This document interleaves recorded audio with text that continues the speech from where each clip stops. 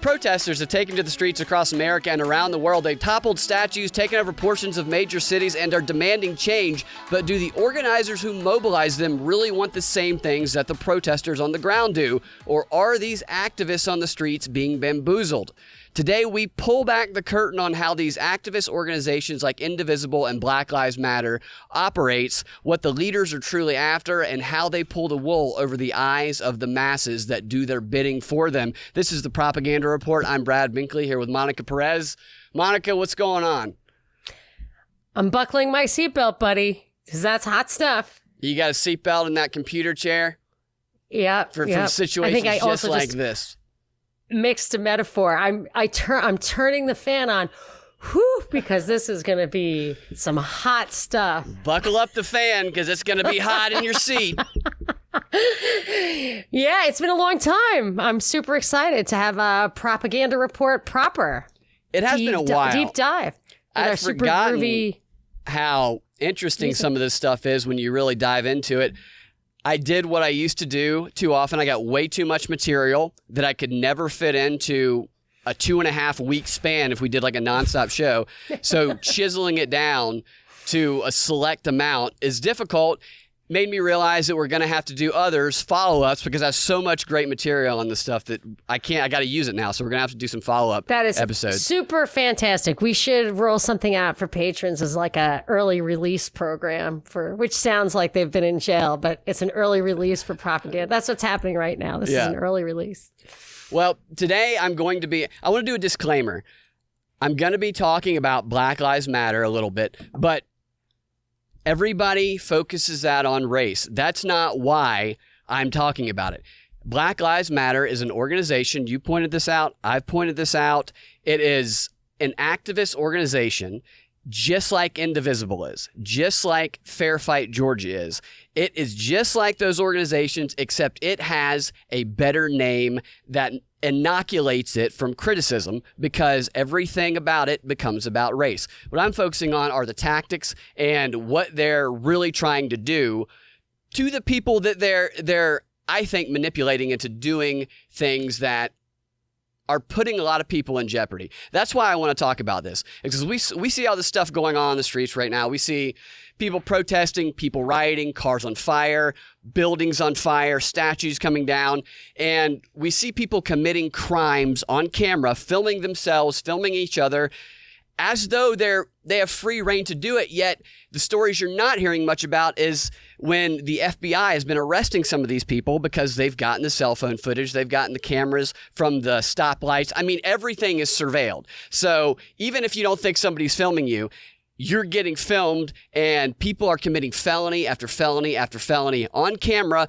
and some of their lives are going to be ruined. They could be in jail for decades. They could even get killed, and they're doing it in the name of these organizers who are telling them what they need to do and why.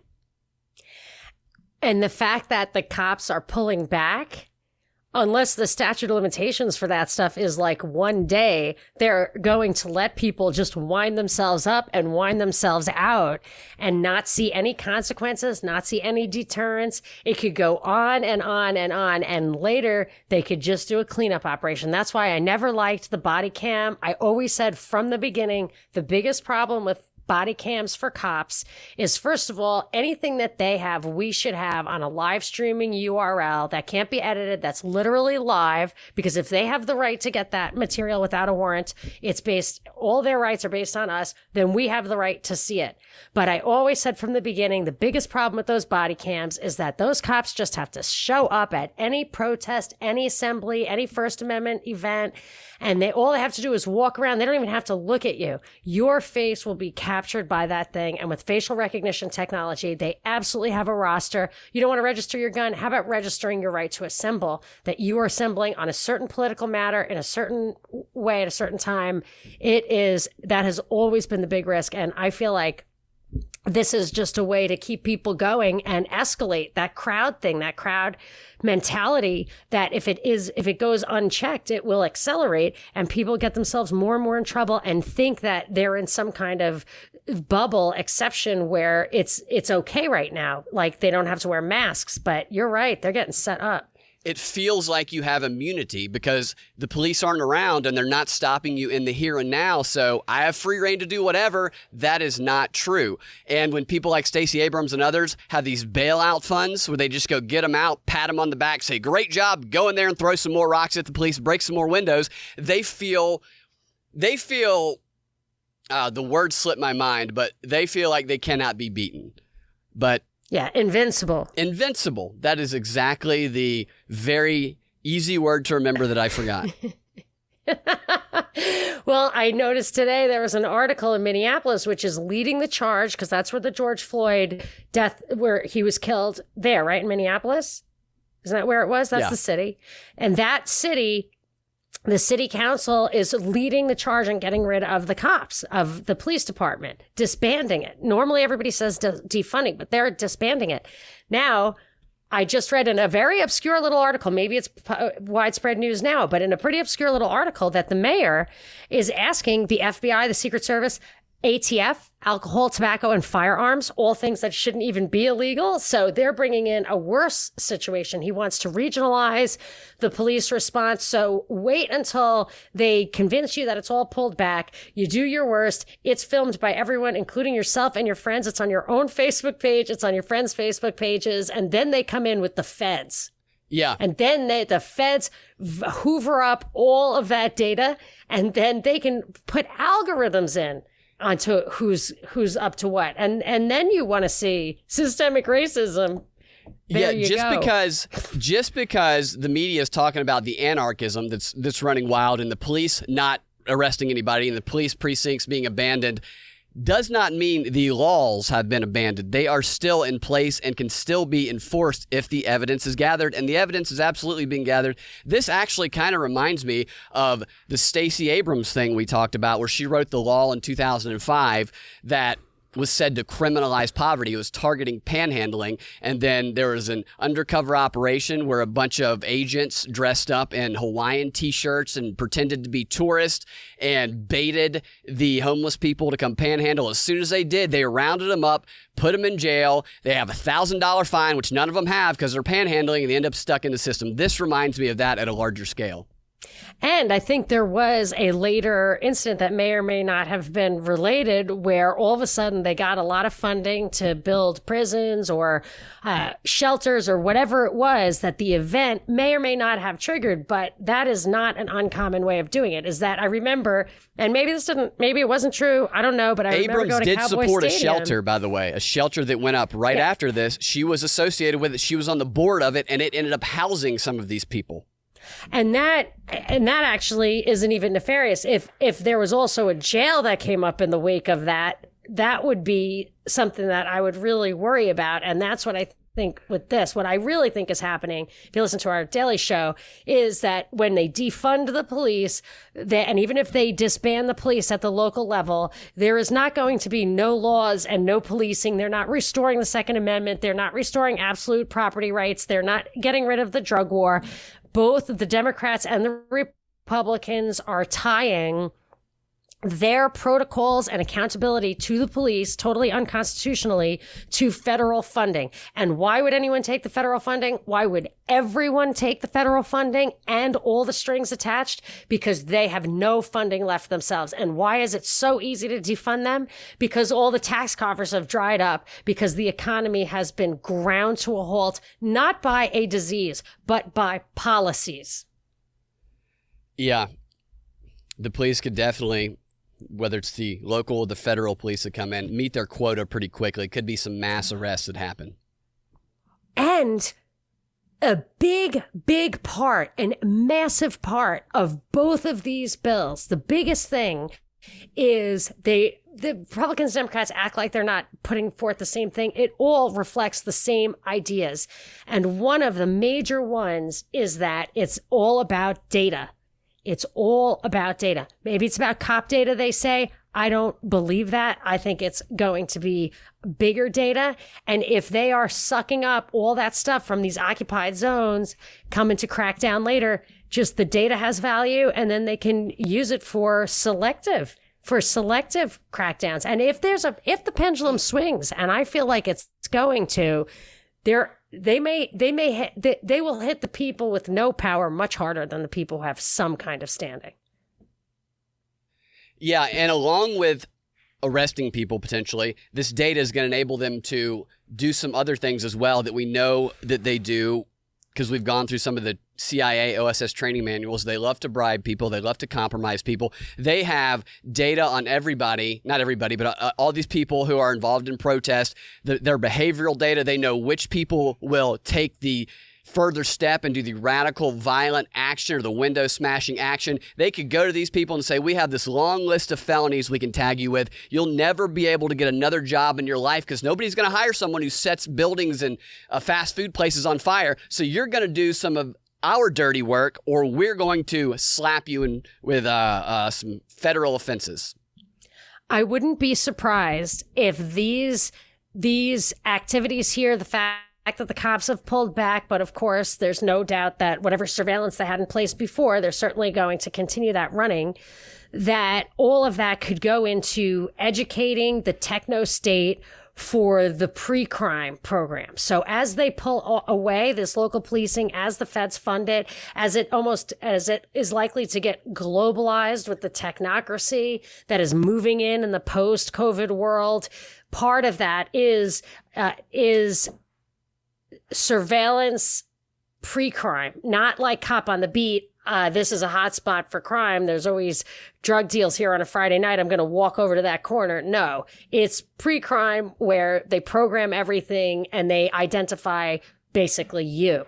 So they are educating it probably to your actual person, but also to patterns of behavior and locations. And a lot of these people that are the guinea pigs for this, or could be the guinea pigs, are mostly young people that would otherwise or potentially have whole future in front of them where they could achieve anything. That future is now being compromised because of the actions they're taking under the belief that they might not be held, that they won't be held accountable for them later on. And if this is the case, and it is, they should absolutely know a little bit more about the organizers who are compelling them to take these actions. They might not know who the organizer is, but the organizer is pulling the strings, because that's how these operations work. This stuff does not pop up spontaneously. It is planned and ready to go, ready to pounce on the most controversial issue that furthers their agenda. And I want to start by highlighting a little bit about one of the Black Lives Matter co-founders, Patrisse Cullors. She is the one who I talked about last week, who on a radio show talked about how there is an ideological focus for Black Lives Matter. And her explanation for that focus is, I'm a trained organizer and a trained Marxist. Marxism, somebody who's a trained Marxist, looks for conflict. Marxism is about finding conflict. It does not cooperate. It seeks the conflict in every avenue of society that it can either create a conflict or it can take a small one, amplify it, agitate it, turn opposing forces against each other, and then find that synthesis that pushes it forward, that helps it gain power financially or socially. Always seeks conflict, does not seek solutions. That is important to remember, because we've talked about Stacey Abrams' flag burning incident. Something that I haven't even brought up at this point, but it's a pretty obvious one. There was a bipartisan effort to remove that symbol already in progress. Then Stacey Abrams' group came in and started setting flags on fire. Why would you protest? What's the point of a protest? You would think it's to get action to be taken on what you want. And if what you want is to get that symbol removed, then why are you setting a flag on fire when what you want is already happening? It's because that isn't what the organizer really wanted. They wanted to sabotage it because they need the conflict. They need the issue to exist. The same thing is going on here. Patrisse was speaking, this is in 2018. She was speaking at a conference called a Bioneers Conference. And this is another one of those activist conferences where a bunch of people get together. Yeah, I haven't looked into where that name comes from. It's interesting. But they have these conferences throughout the year where these activists get together and they go to these trainings where they learn how to be better activists. They learn how to be better communicators. They learn how to be better allies. and she was a featured speaker. The person who introduced her was a woman named Soniel Bailey. And to give you an idea of what Patrice was speaking about and how she operates, I want to play for you her introduction by Soniel, because it's very specific in the example that she uses. And I think these comments are going to ring true for so many aspects of what we've seen with Stacey Abrams and all these other organizers, the dramatic storytelling nature. I had the good fortune of seeing Terrell Alvin McCraney speak at the Othering and Belonging Conference in 2017. And he said, "I want theater, and I want narrative and prose to scare the shit out of me, to open me up, to open up my heart so I'm walking home shaking. And the only way to do that is by following women, black and brown queer women, give it up, assigned or trans. And to that end, without further ado, it's my honor to introduce an activist, an organizer, a daughter, in the words of Kevin Powell yesterday, a founding mother in the lines of many founding mothers, to come to the stage. So let's give a warm Bioneers welcome to Patrice Concolors. So she was there talking about, in part, the use of story to mobilize, like Stacey Abrams talks about a lot. And I did a lot of reading into this, and I'm not going to get into most of it on today's show, but this will be one of the follow-up shows, a specific focus on how story is used. But it's crafted. The narrative is absolutely crafted. It makes it abundantly clear. They don't worry about truth at all. We knew that anyway, but it's laid out in these training materials. It's not about truth. It's about what she said. It's about scaring the shit out of people. And this is the founder of Black Lives Matter who is being introduced on this theme. So that was Sonel introducing Patrice? Yes. Okay, got it. Yeah. Patrice coming out. Yeah. Patrice, she knows how to scare the shit out of people. That's what I gathered from that. And then some of the research I've done confirms that. But that speaks to a lot of things we've talked about for so long. We want drama. We want theater. They have the theater of the oppressed is something that the communists used to do to dramatize the way that they've been oppressed by their oppressors out in the streets. And we see forms of this going on right now. This is stage. This is theater for the people who are organizing it. The people who are on the ground, there's a lot of true believers. They might not know this, but they are players in a dramatic play that the organizers are putting on for purposes that the activists might not truly understand.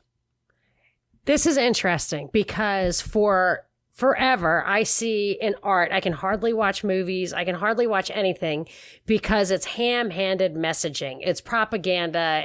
There's just no way around it. You can see very clearly, easily what the point is, if it's pro-CIA or pro-cop or whatever the message is. It's pretty easy to see it. And at this point, I find everything from the news to movies on Netflix, it's as if they are no longer wasting any time giving you art that isn't just ham-handed propaganda. It's almost like, why waste a half an hour on and something that has other value in addition? They don't want to, it's like, it's too much of a waste. And now that you put it in this context, I'm thinking, why not? It's just a change of medium. It's just a change of medium. The news, reality shows, these are art and they're art on the screen. But why not, if you're going to have them in life, it's just a different medium presented as being as true as the news or reality shows. And it may not be, I mean, I don't know what you're about to tell me, but I guess I don't see any reason why it wouldn't be any less true than those things. It's live action, out in the street performance art where some of the performers don't realize they're even performers. The organizers, which is the nature of the reality show. Some guy comes in and tells you that he just saw your girlfriend screwing the guy they rented out the third bedroom to. Yeah. Actually, there was a funny Dave Chappelle show like that, but it was a reality show. Anyway, they set up You scenarios. talking about Wife Swap? That episode? No, I think I was talking about where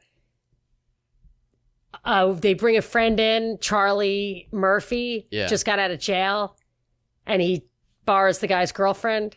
You don't remember that one? I don't think I've seen that one. I think it was a reality show. Anyway, the guy was crying, whatever. But they set up these scenes in the reality shows where you play through whatever it is that they threw in there. I mean, it's improv, right? A reality show, isn't it kind of like improv, but the people who are living in the house? Yeah. I don't know. Maybe From I'm what saying I understand, improv wrong. they know the scenarios out. are supposed to accomplish, and they probably do get some conflict. I mean, they absolutely get conflict that's unexpected, like the Jerry Springer show. So you're saying your wife cheated on you with your so-and-so, your best friend. Well, here's your best friend. Here's your wife. It's like that. You know? But the one, the back, I never even watched it, but like the MTV one, the very first reality show there was, they put a bunch of people, kids, 20-year-olds or whatever in a big place. Bunch of liquor. And I think, and I don't think that they were all actors. I think that they did not realize what they were getting themselves into, and they had problems. They had like depression problems and stuff. And I'm just saying that even the reality show, even the hosts of the news, when you see that chick read off the ridiculous names of the pilot of the Asiana Air crash in San Francisco, you know that these newscasters have no idea whether what they're saying is true or not. It doesn't matter. Right. So the people who are doing the performance when it's supposed to be true don't necessarily. It's better when they don't know. Yes, because they can be authentic actors. Yeah, they don't have to act. Authentic as they can be. Yeah, that's a great point. The producers of MTV Real World, ironic that it is called Real World, but the producers with that scenario throwing these young kids into a house together, good-looking young kids, and giving them a bunch of alcohol, letting them go to a big city or at the beach. I mean, this is like a spring break, national television fame. The producers knew exactly what was going to happen. However, the people getting in the house just thought they were coming to party and they didn't think it through. So they were, somewhat genuine. At least everybody when the camera's on, they know the camera's on, so they act out. I knew a real nice girl who was, she said, oh, they want me to be a rich housewife or on a show. And I just begged her not to do it. I don't think she did it, but I just said, they will really hurt you and your family. Somebody tried to get me to come out and potentially be on one of these reality shows recently. I was not interested in doing it, but I was thinking about how would that play out? And I was like, I can't see a scenario where I would be okay with how this played out at all. So, but at least they're telling you that you're getting plugged into that. And I agree with you. I think the protesters, I feel like the level of manipulation is so high that they literally, it's like a bull in a rodeo. I mean, I know they strap up their things, but they put them in a pen and they tie up their privacy and then they open the door and they come busting out. And I feel like if that's what they did with the COVID thing, they put everybody in their houses, they locked the door, they waited for the gases to heat up or whatever, for the gases to expand, and everyone just wanted to bust out of those doors. And that's how they got people out there in the protests who wouldn't even have been caught up with it under normal circumstances. I feel like that was absolutely planned. They were exposed to the news, and and they were locked in that box with the news as the only thing. The sports were canceled, new episodes of shows were canceled, and that was an actual theme you brought up, and I heard other people say, is like, I saw a whole article in the New York Times about telling that people were complaining about depression and anxiety from watching too much news. Yeah.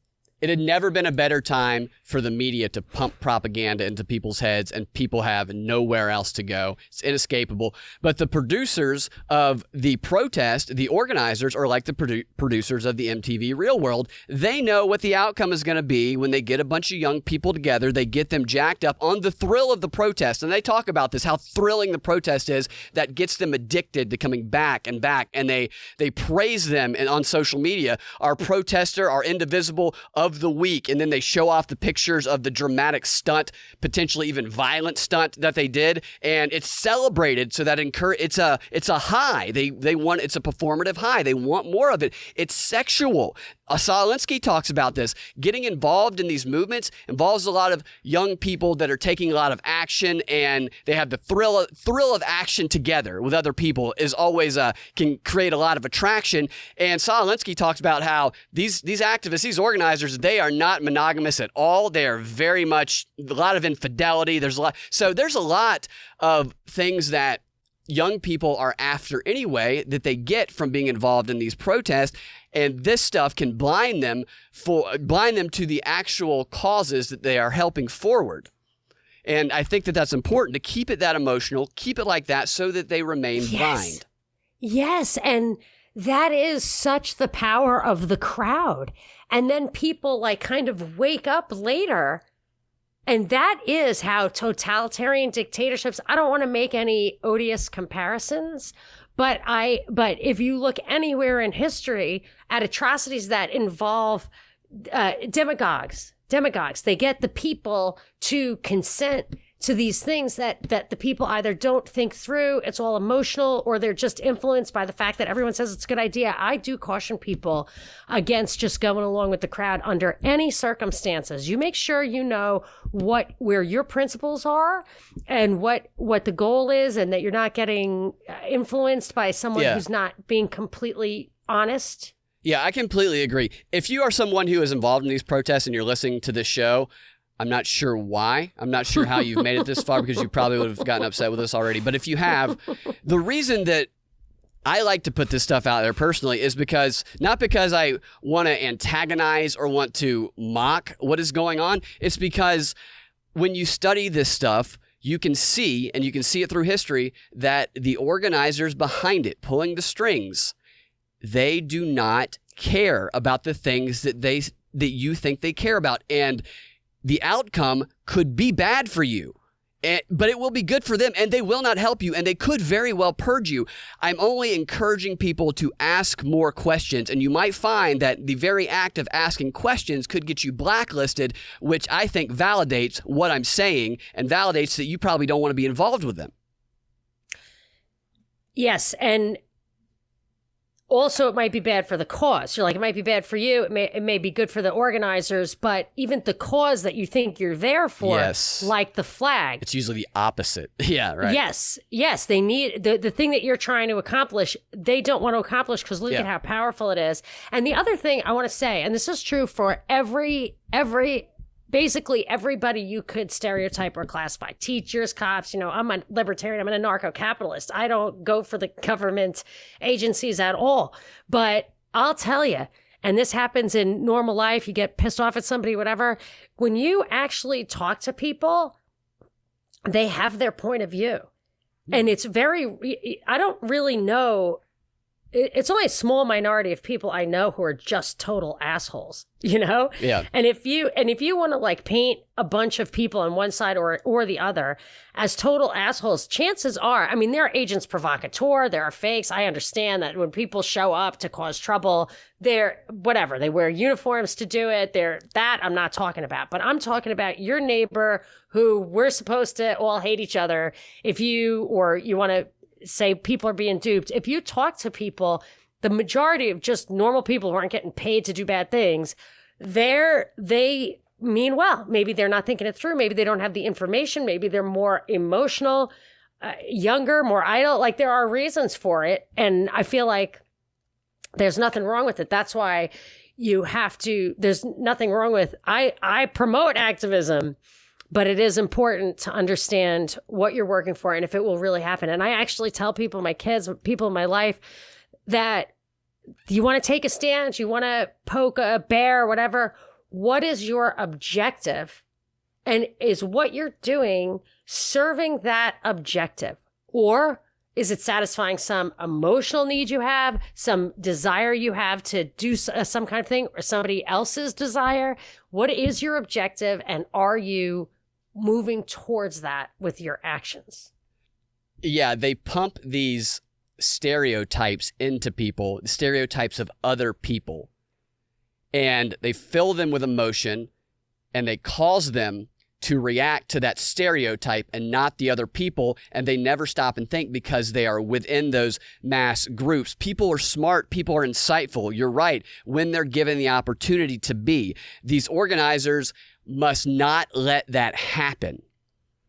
And actually, I think we're getting something that just from a different angle. I'm talking about individuals, and that's so different from a crowd. Yes. And when you're talking about stereotyping the other side, it is I've observed it on many circumstances, maybe all circumstances. The organizers want certain stereotypes of their own side to be generated. That's the essence of the dialectic, because they're not going to get the reaction that makes the other side look the way you want the other side to look. This is the Republican-Democrat thing. It took me so long to realize that you're seeing the other side and you're never looking behind you at the thing the other side is seeing, which is often just as bad. And part of the power of that kind of a conflict is to make sure you have a reaction. If everybody's on the same side, you're not getting the synthesis that you're looking for. So you want to paint the other side as a certain stereotype, but you have to make sure the other side sees you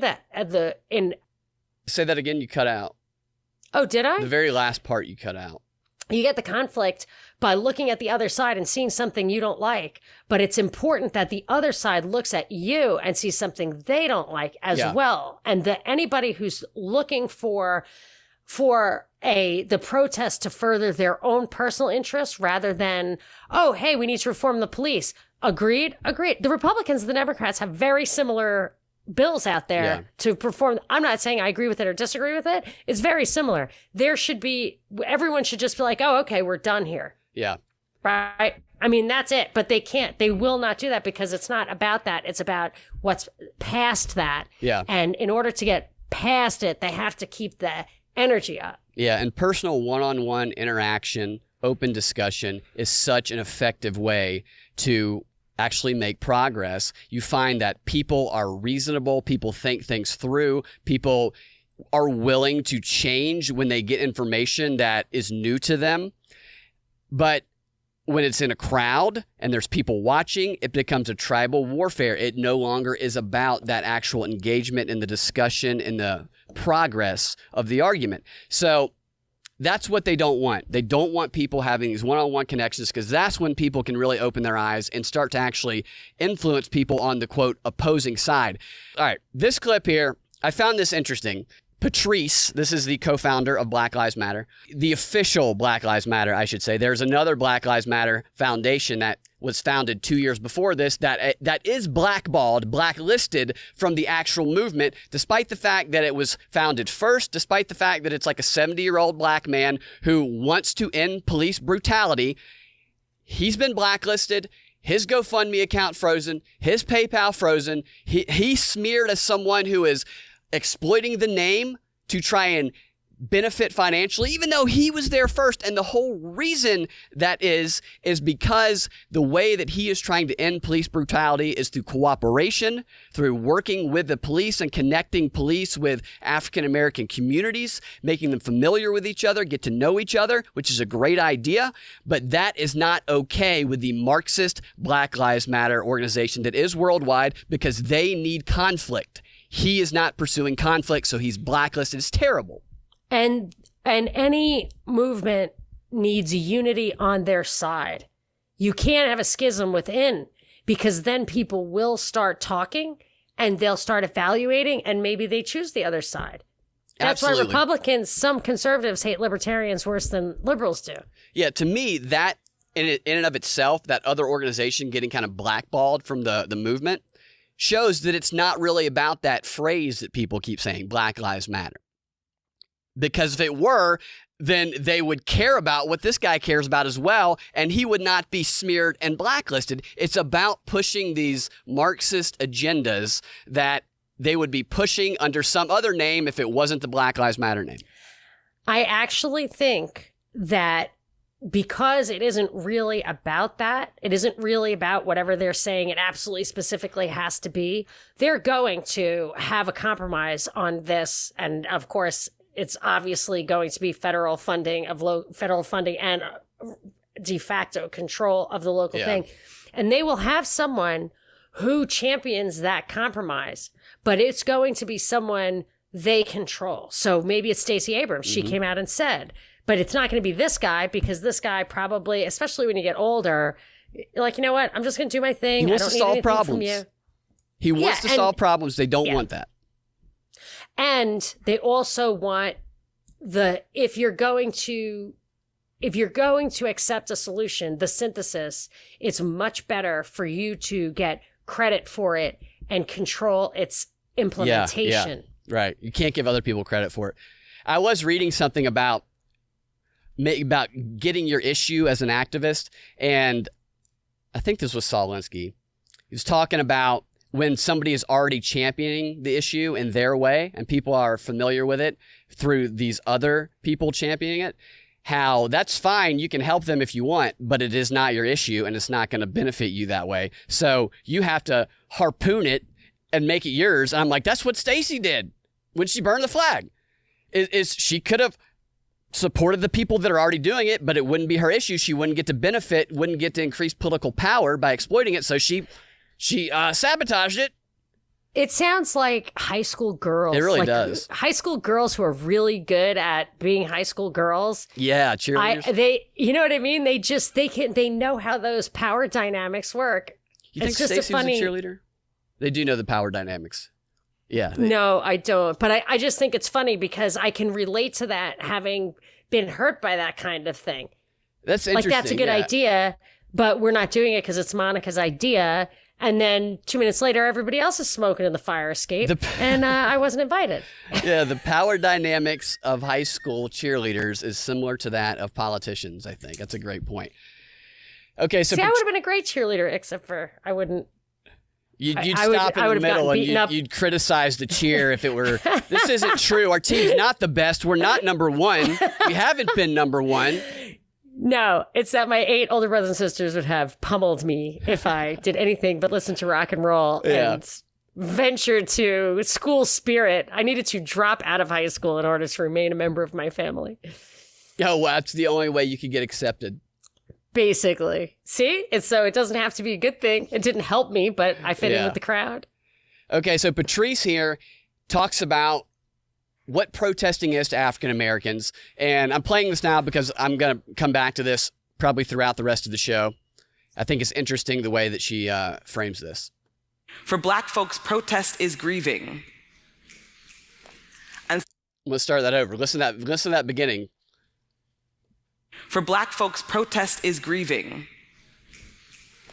And so folks go out, they hold a vigil, they hold a protest, and instead of receiving care, instead of receiving dignity, instead of receiving love, they're met with rubber bullets.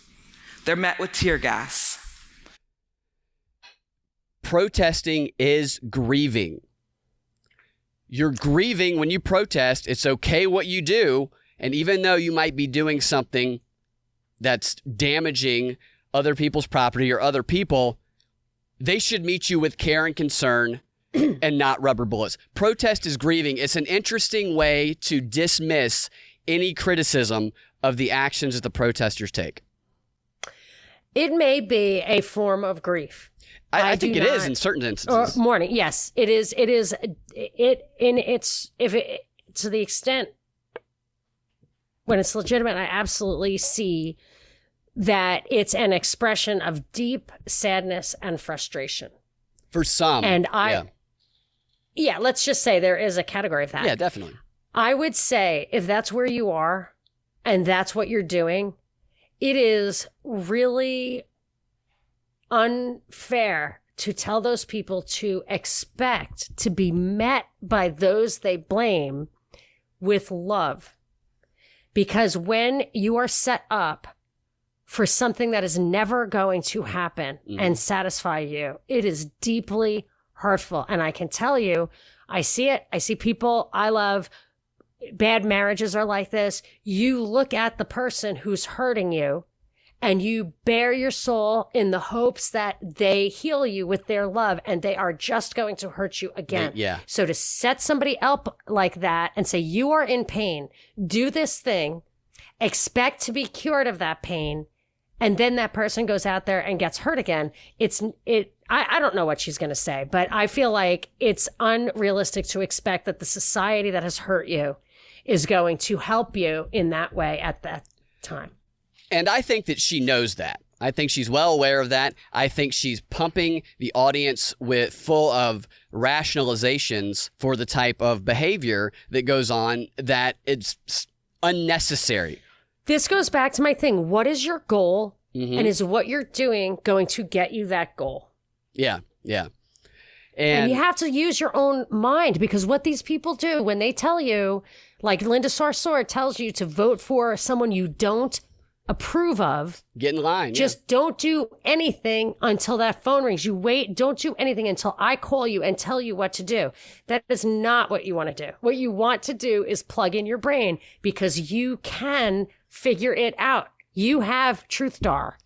You know, I realized recently, I was talking to one of my friends who is a progressive, and I was talking about one of the candidates, or he brought up a candidate about a Democrat or something. And I said something about that candidate. I was like, do you know that this person was involved in this, that? It was something that was made, it really destroyed the credibility of the candidate.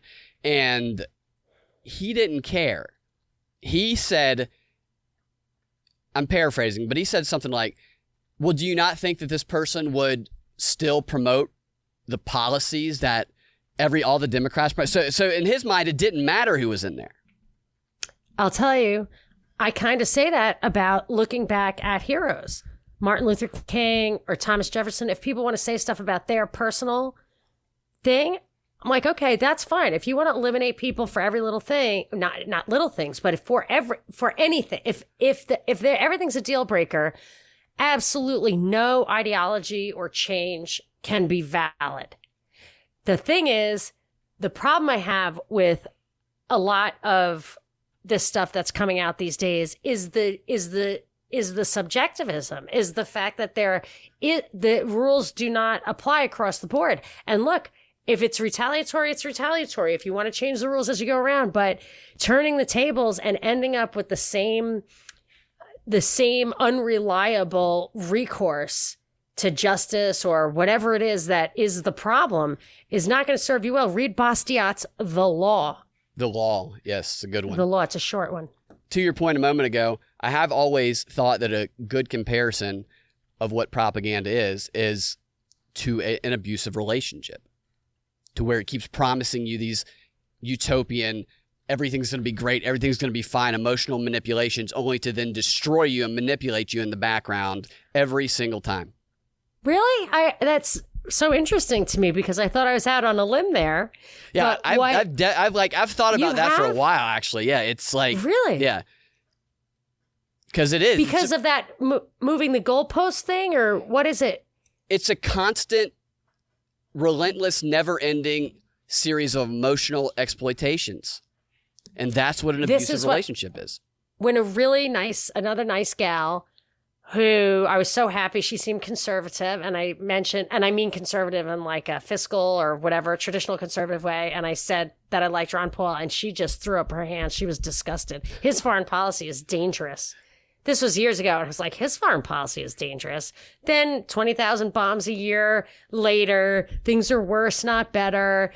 And I think to myself, the people who are still reading the same propaganda, the same, no matter what president is in office, it's the same propaganda of why we need to kill people we don't know who could not possibly hit us here. They make stuff up to make it look like they can hit us here, and that it's just sick and immoral, and it's soul destroying, because you're telling people that it's okay, that you're saying that we can steal money from people to pay for bombs to kill people.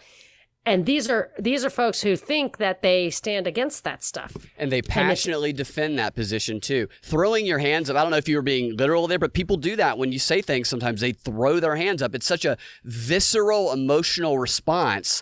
And they engage in a diatribe that they really haven't come up with on their own. They've kind of been programmed with it through repetition on every media outlet. Why they throw their hands up. Yeah.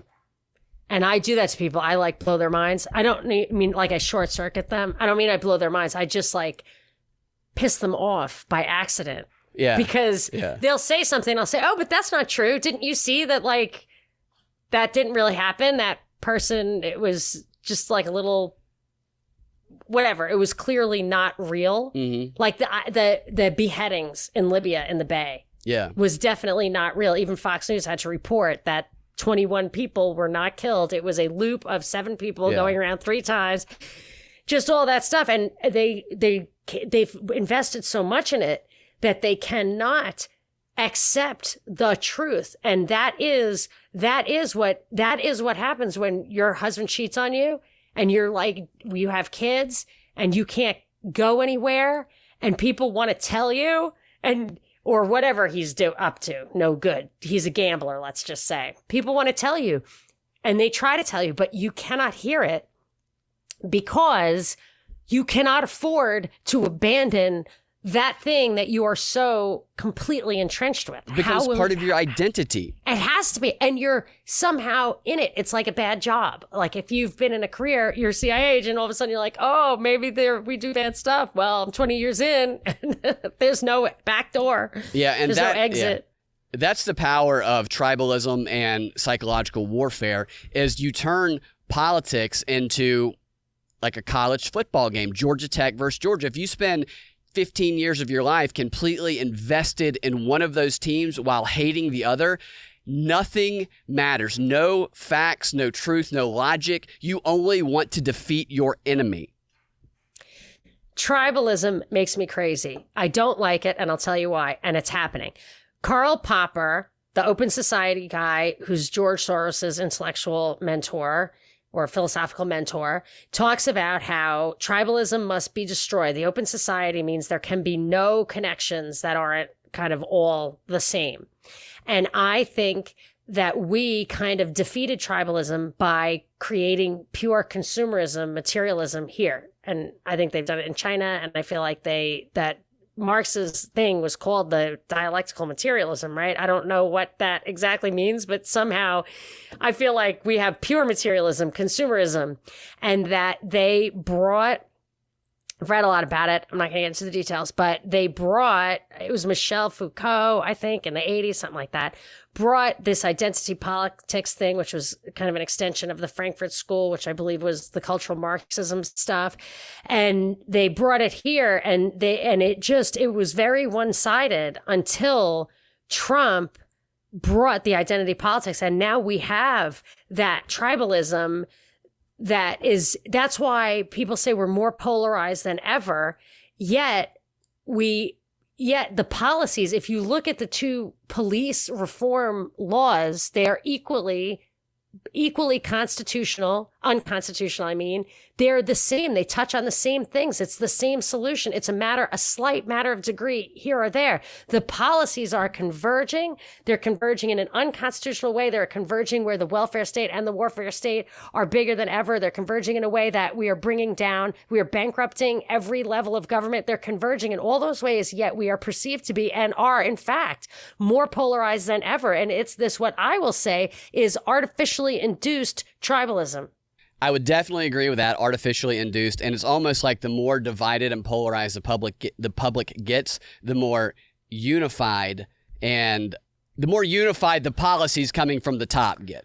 That's why they do it. That's what the story was. It was The Ideology of Tyranny by Guido Preparata, who also wrote Conjuring Hitler. Good stuff, but hard to get through. He said the whole thing was about keeping our eyes on each other. I mean, it's obvious. We know that's what they're doing, but he actually draws the lines, brings the philosophical framework for it. The real, how they knew it would work is because this guy was smart. Yeah, He figured it out. And then it's something, the Marxism before that, I believe the idea was it was more powerful. This ethnic identity was more powerful than Workers of the World Unite. They couldn't get them to do it. They saw that Hitler, in a way, had an ideology better than Stalin because the entire world would not cleave to Stalin, whereas every nation could rise up on its own. You could have the nationalism element. So they went for that. And it has the added benefits of being insoluble or unresolvable, and that you can't reconcile it, and you can't throw it off. It's a part of you. It's a very part of you. It's almost insidious in the fact that it is identity politics. It means you cannot compromise because your identity is your identity. Yeah. Yeah, exactly. It's kind of interesting. It's woven up in your entire being. It's like a tautology. You can't, or an oxymoron. You cannot, it cannot be resolved. Yeah.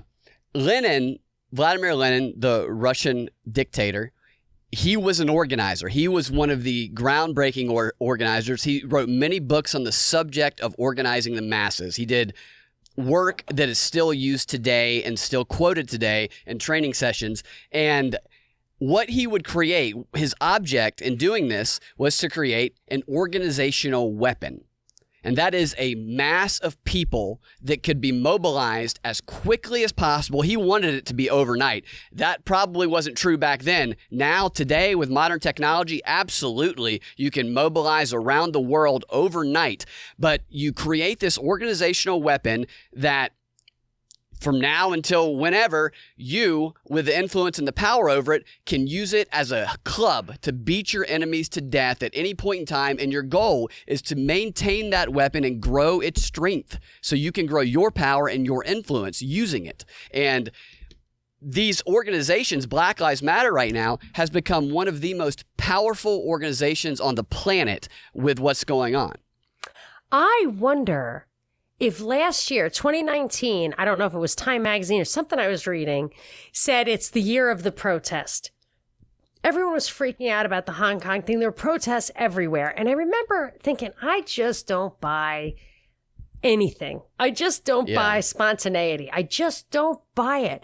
And I could see how it was being fostered. We were fostering the one in Hong Kong, and yet at the same time in bed with China on Event 201. What is going on here? And I wonder if ultimately, and then I read that quote from the thing that Stacey Abrams was an intern at. What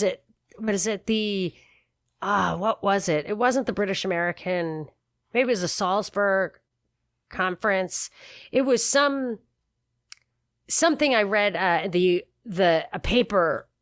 a recent paper from something that Stacey Abrams was an intern at years ago. And it said, we want control, but we also want liberalism. So that means freedom and control at the same time. Makes no sense. But he said, so sometimes things look like they're not liberal, but they help us control. So that's the Iran deal. And then there are other things that look liberal, but not controlling, which is like fostering democratic dissidents in certain countries. Trust us, over time, these things will all serve the interests of, I think he actually wrote something like this new world order or something crazy like that. But so it's very clear that they use these kind of what looks like short-term problems to build long-term power.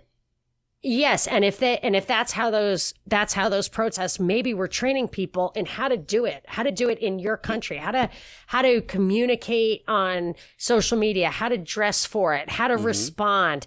Maybe that was last year was them setting up the networks for the big show. And to that, I want to play this clip. Did Patrice have any more to say in that clip? I've got a lot of Patrice coming up still. This is Patrice again talking about kind of what you're talking about there, how they've been planning for this for a long time. This was not spontaneous by any means at all. So here, she's talking about the themes and her approach. I'll play it, and I think you will be able to see what I mean. Clip 3. And this became an incredibly important moment for Black. She's talking about after Trayvon Martin and Ferguson. The important moment for Black Lives Matter. And this became an incredibly important moment for Black Lives Matter because it's the rise of what is now a global network of 40 chapters across the globe.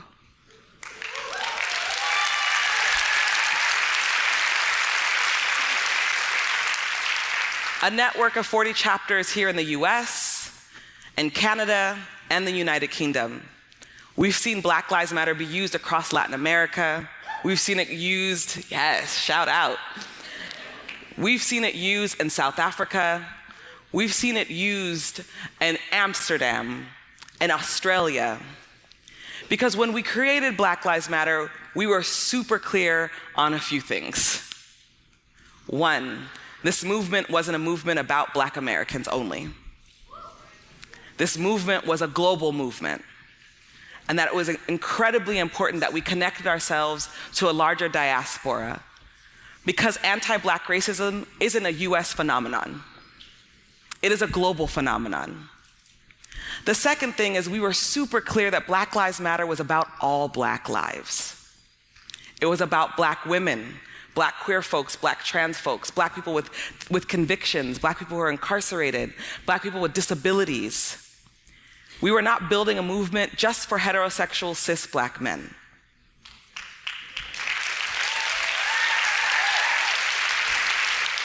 We were building a movement that can combat patriarchy and homophobia and transphobia. We're building a movement that can have an honest conversation about climate change.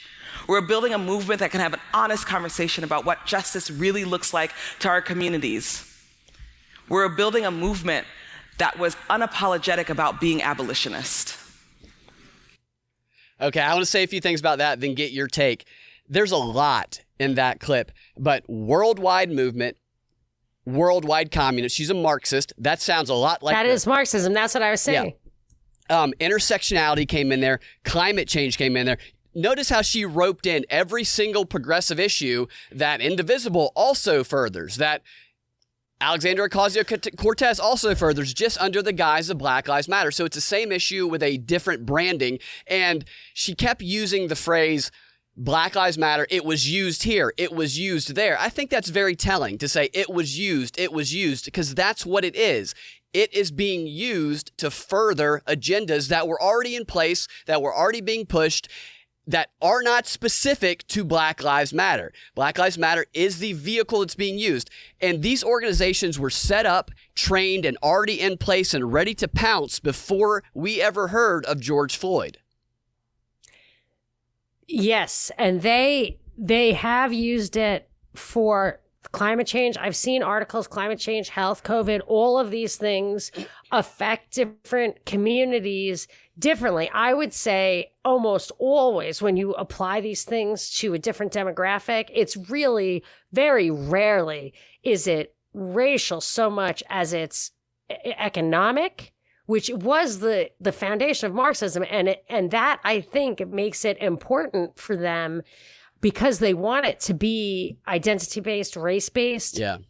I think it must be very important for people who want to use this stuff as a lever forever to make sure that the economic problems are always disproportionately affecting people of color, because that's where a lot of these stats come in. That if you actually pull out the economic factor or broken families, you don't really have the disparities that you see. You see a lot of those disparities for correlated reasons, not causal reasons. And I'm wondering, I mean, it's so obvious that it's so ripe for gun control to be a major, major part of this, but they haven't hit that yet. Have they? I haven't seen them hit gun control. That's interesting to see if they will, because a lot of the protests, not a lot of them, but some of the protesters have guns. So that would come into conflict, but they are pretty good at rationalizing the conflict. They have hit on here how to get people to jump on board, well, not jump on board, to submit and go along with this progressive agenda for fear of being branded a white nationalist or a racist. Otherwise, people wouldn't do it. If you can get people to be okay and support the climate change agenda just because they don't want to lose their advertisers or they don't want to be branded a white nationalist, then they can do anything. This race issue is a powerful way to manipulate people.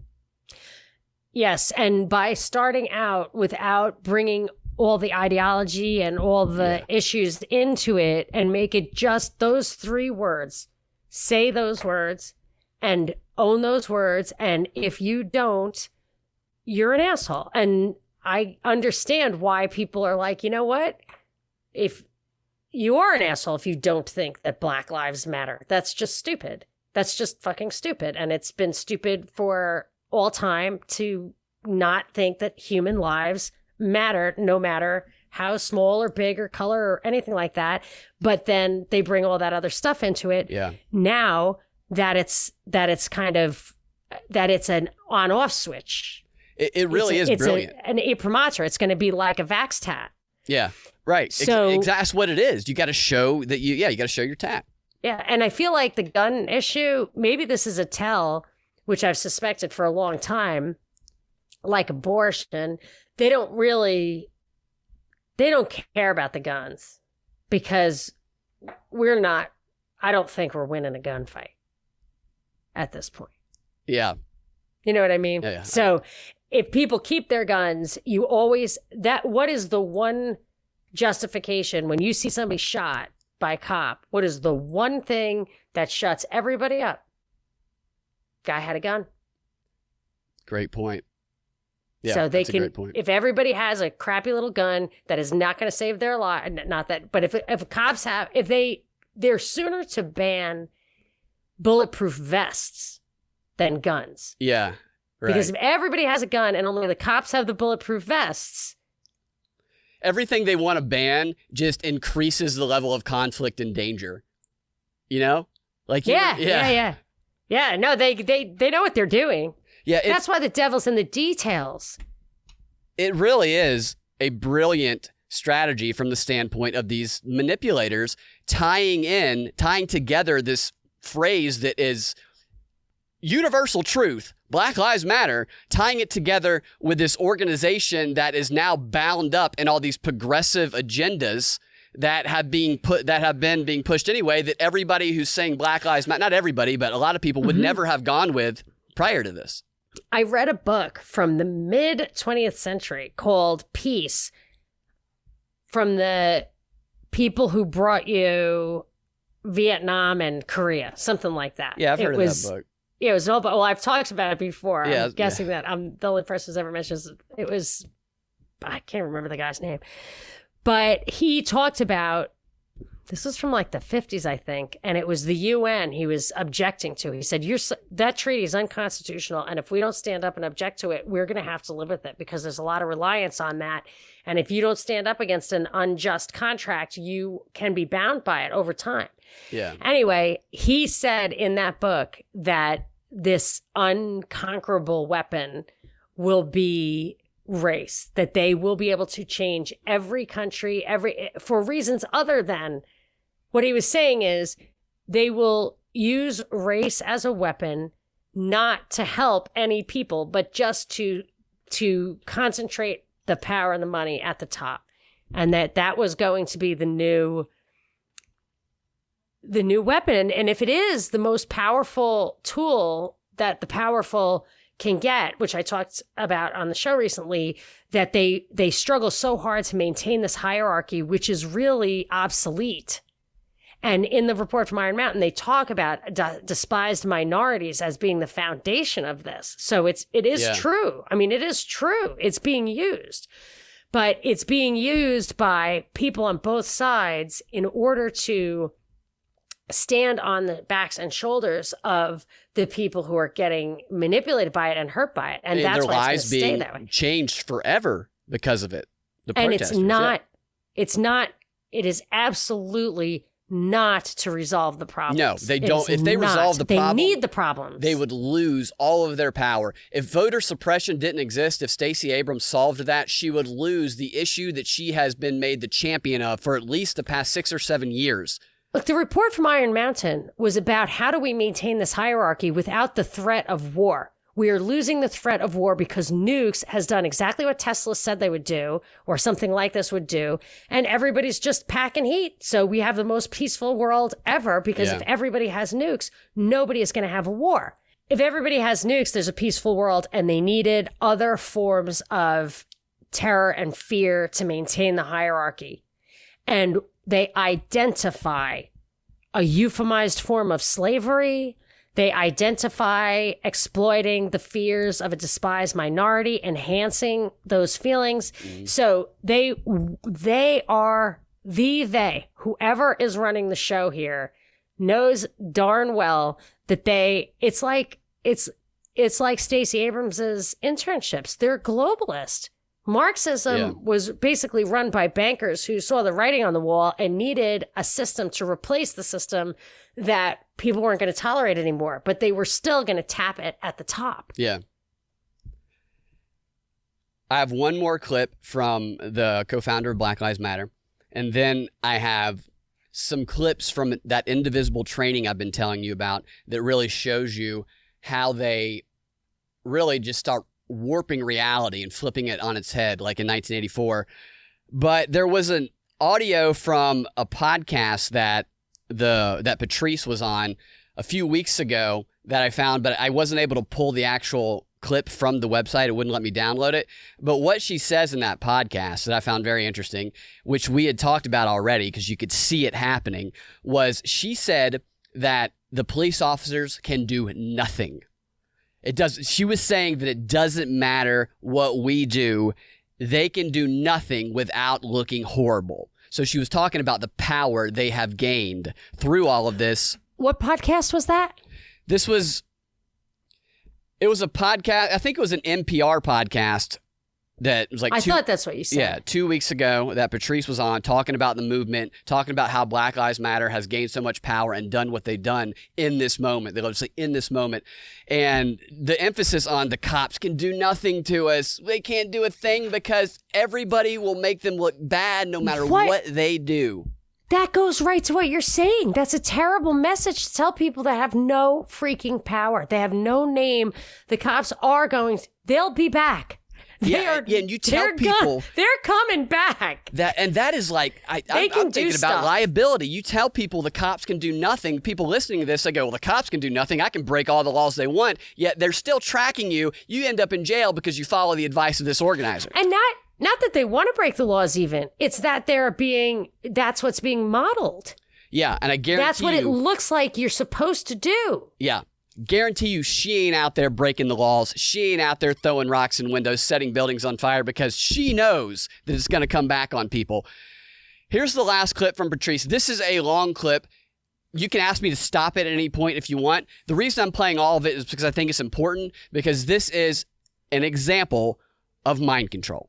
That's the best way that I can put this. She illustrates in this clip how you can get one of the challenges with organizing and building an organizational weapon is how do you get a bunch of people with conflicting interests and conflicting wants that come into clash with each other underneath one umbrella, pushing the same message and the same agenda? How do you do that without them falling apart and fighting? Well, this shows you one of the ways that they do this. What she does here is she starts to talk about what they're building with the Black Lives Matter movement. She talks about we and us and together we're doing this and what we want, our vision of the future. And then she says, or she does, and she leads them on a guided facilitation, a guided imaginary facilitation. And this is hypnosis. I'm going to play it. Just listen, and then we'll talk about it more after. And you can ask me to stop at any point in time if you want to comment. Part of our work, all of us in this room, is not just about tearing things down. We know that. But what are we building? And what are we building towards? And so I just want to ask the audience for a couple minutes to humor me. Close your eyes. Put your hands on your legs or beside you. And take a moment to imagine that we are living in a different time. To imagine that we are living in a moment where all of our needs are met. Every single human being that we interact with is not suffering. Instead, we are led with joy. And take it a step further and imagine what you would want your community to look like, what it would sound like. Listen to those sounds, honor them, and take it a step further and imagine what would be built around your community. Imagine that every single jail and prison no longer has a place there. And instead, there are homes for everyone, community for everyone, good, healthy food for everyone. And take it a step further. And imagine that healthcare is no longer a big business. That we have now entered a world where we get our physical and emotional and spiritual needs met. That we, yes, can go to professionals, but we also have access the parts of us that know how to heal ourselves. And take it a step further, where women no longer have to fight for autonomy of our bodies, where folks who are trans survive past 35. And just hold that right now in this moment. Hold that feeling. Hold how special that vision is. And as you slowly open your eyes, take the time every single day to remember that vision. To remember why we fight so hard. We're not fighting so hard because we want to fight so hard. We're fighting so hard because we have a vision. We have a vision for what we deserve, for what every single human being, animal being, plant being deserves. And when you think about Black Lives Matter, when you think about the movement that has been created over the last 5 years, remember that our movement is about imagining a world where Black folks are actually free.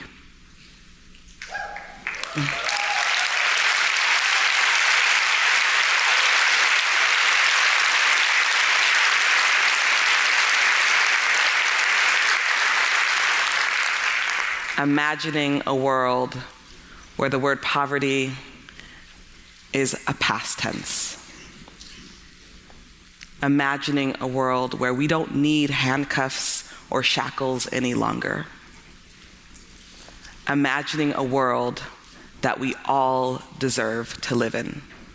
Thank you so much. Okay, I know that was a long clip. The tone, the pacing, the delivery, the use of the specific types of word. This is guided imagery. We used to do this in improvisational comedy to warm up.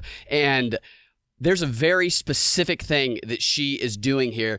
Towards the end, she starts saying, remember that vision every day. We have a vision, the vision we are furthering. But what she was doing was, it sounded like she was talking about the vision of the Black Lives Matter organization that everybody agrees upon, that they are together going after in pursuit of. Yet what was really happening is she was saying a bunch of vaguely defined things and a bunch of utopian promises that don't really have much meaning to it. And what she was guiding each individual in that room to do through this technique was for them to picture and personalize their image of what this future is. So every person in that room had their eyes closed and was picturing something very, very different from everybody else in the room, yet it felt to them like everybody was picturing the same thing. This is a pathway to disillusionment, but this is also how you unite conflicting forces underneath one umbrella. And when this moves forward, eventually what will happen is some of these internal pictures that people formed here tonight will start to come out. They'll realize it's in conflict with some of the other pictures people have, and they'll realize the organizer is not actually trying to pursue what they themselves wanted. And regardless of how much they've invested and put into this movement, if they say anything about it, if they complain about it at all, they will be purged. So they better shut up when it happens and fall in line. This is a insidious technique, and she's very good at it. Well, I was focusing on the content, but I understand what you're saying, and I am not familiar at all with any of that stuff, and I really don't even know about I don't know the details of the psychology of these kind of utopian promises. I will say that when you were talking about that idea that this is people projecting what all of that means to them, there were some specifics I want to hit, but the way you described it is exactly how I've always described Obama, and I have Trump as a different one, but Obama used to have in my mind that psychic paper that Doctor Who has. So he holds up this blank piece of paper and you project onto that paper what he's telling you it says. And only you can do it. And Obama used to do that. There was nothing there but hope and change. He never did a single vote in the Senate. And then I think that's true. Close to that anyway. And then Trump does the opposite, where he shows you a piece of paper that says everything on it. And you just see what it is that what you want it to mean to you. And the other side sees the other stuff, and people don't understand how you don't see what they see. Yeah. So I got all that. And I agree. I mean, I've seen those techniques in action. This is kind of new to me, but what she's saying, first of all, she said, let's imagine we're in a different time. And I just thought to myself, if we're really talking about Black Lives Matter, I immediately started going back in history, a different time. You know, you picture people on horseback with these long skirts. And I was just like, that was a very fucked up time. Yeah. You know, that is the worst thing I would want to think if I were an African American in this country. But there are two things I have to say about the things that she's saying. She said, where our needs are met, where there's no suffering, where we're led with joy. People are leading us. People are leading us. Not that we move with joy. We are led with joy. There's no jails. It sounded like the Brave New World, where you're just, taking Soma or whatever it is. Then she talks about how in this place, there are no jails and prisons. There are homes for all. There's food for all. This is the mountaintop that they'll never reach, that Solinsky talks about. But I have real specifics here. She says, we want healthcare, we want physical, spiritual, and emotional resources. Yeah. We want all this stuff. And it goes to what we were talking about in, I think, an episode of the show about the people. I know you say Antifa is all about no police, and I understand that. But there is a movement of Black abolitionists who want to abolish the police, want to abolish jails and prisons, and and what they talk about, and it's also this same exact vision, which is the reason we have jails and prisons is that people do not have the food or emotional resources or whatever. Okay. There is some truth to that in specific cases. Yeah. Absolutely, for sure. And it could be the majority of the cases. And I would say that this very sick technocratic society is the reason for that. And I want to touch on that. And then there's another thing, which is that is not all there is. So everybody is sick in this technocratic society. And everybody who's taking Prozac is somebody who this society is hard to manage. And that's like everybody. But they're not all in jail. So some people are in jail because they are that far gone for those reasons. But don't forget, this is this idea that human nature isn't what it is. And this is the difference between left and right, in my opinion. This is the difference between the individualist and the collectivist, is that human nature, it seems to me, human nature is immutable. If a new baby were born in the middle of nowhere and popped around in different times or places, that would not be a new man. It's not born with the new chip in its head. It's a baby. Now, if they start with genetic modification, I can't speak to that.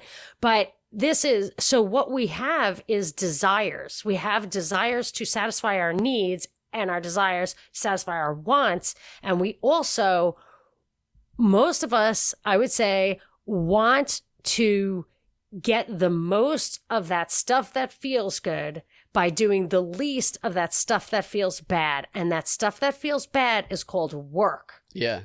And that's why we have, even if you don't have all this other stuff, work is suffering. When you grow your food, your hands are going to hurt. They're going to be raw at the end of the day. Their work is what causes the suffering. And then what some people want to do, because they want more than they can produce, is they want to talk you out of yours. That's the political means. Or they want to steal it. That's a criminal means.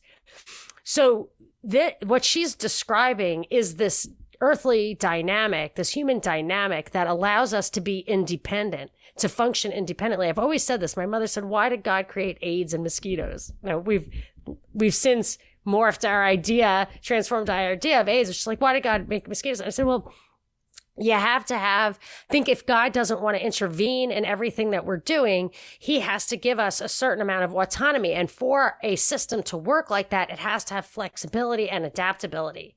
So you're going to have these, and it's going to cause some pain. You make mistakes, you have free will, you're going to have transitions. Unless you want God to interfere in every little thing, you're going to chafe at the edges. You're going to have to learn. You're going to have some pain. You're going to want more, and it's going to take more to get it. And what she's talking about, I'm bringing it full circle right here, is a totally controlled technocratic society in line with that fourth industrial revolution. And that is the shit that causes the emotional damage that she's saying we need resources to address. She's saying there's probably a place where you can address your own emotional things, but we really need those resources. Everything she was saying, it was like, you would not have these problems if you had true, genuine, human, physical autonomy. Most of the stuff would go away, but she's pointing to the only answer, which is that centrally controlling force that will provide everything for you and make sure you get your soma. And it's going to be that fourth industrial revolution. I think this really brings that all together. That's interesting. That's very interesting.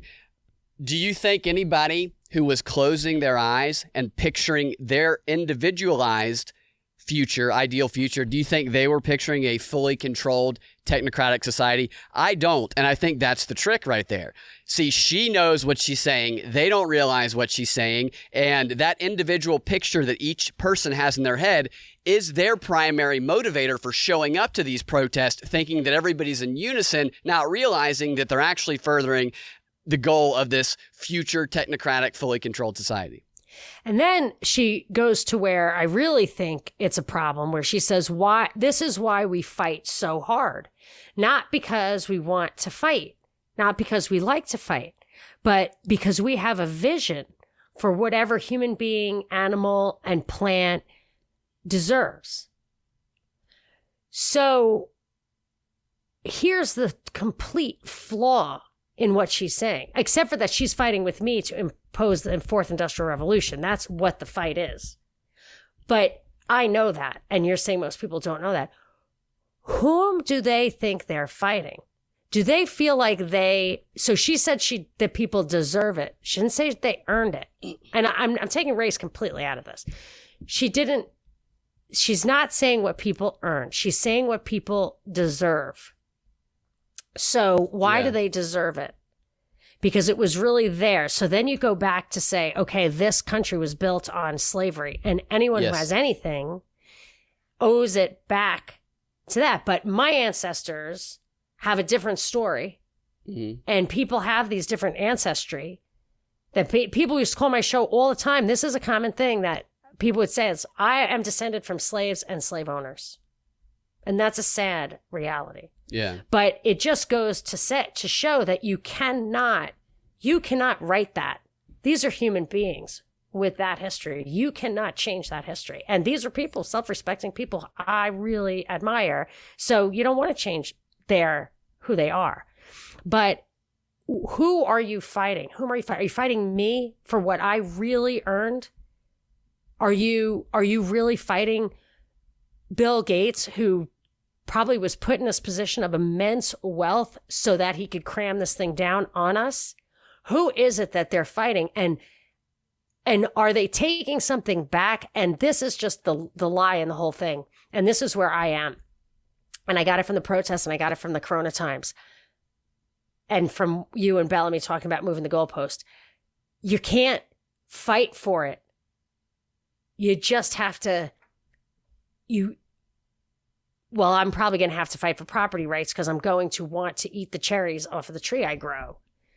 But you really can only have what you have power over. Otherwise, you're fighting. And you're fighting for this thing, which you're fighting someone to give you this. And what that is a biologically altered human being that is plugged in to a technocratic system. That's what the vision is. That's fantastic. I was thinking about the technique she was using, but that is exactly like, that fits right in with the way that I've been thinking about this. The agenda of the people organizing these masses is I'm not saying beyond their understanding, just beyond what they've ever thought about, because they haven't studied this stuff, and they're kept so emotional, and they keep it so base and tribal that they think it's something else that they're fighting for. And you said something about abolition. I doubt she knows it. I doubt she'll watch Fourth Industrial Revolution video and think that is what she's talking about. You could be right. She said abolitionist in a clip I played earlier. She said that we're proud to be unapologetic abolitionist. I don't think she was talking about police when she said that. I think that she was talking about slavery, because when she finished up this comment here, this clip, so first she said, and we're unapologetic abolitionists. Everybody claps. Abolitionists wanting to end slavery. In my mind, I think she was implying that we are all still enslaved by our opposition. And in this clip, she finishes this clip, we will truly, finally have freedom from that slavery. So to imply to the people they're training, if I'm correct in this, is implying and teaching that you are still enslaved and you are fighting to break the chains. You know what? It's a slave. What we are all slaves to? We are all slaves to desire. Mm-hmm. And that's when you go to the yoga stuff. And I used to read the Swami Satchidananda, the Patanjali, the sutras, the yoga sutras of Patanjali. The answer is very simple. The answer to having all of your desires satisfied. There's only one answer. It's yoga's answer, and it's like my mom's Catholic answer. Can I guess? And yes. Have no desires? Yes. Yeah.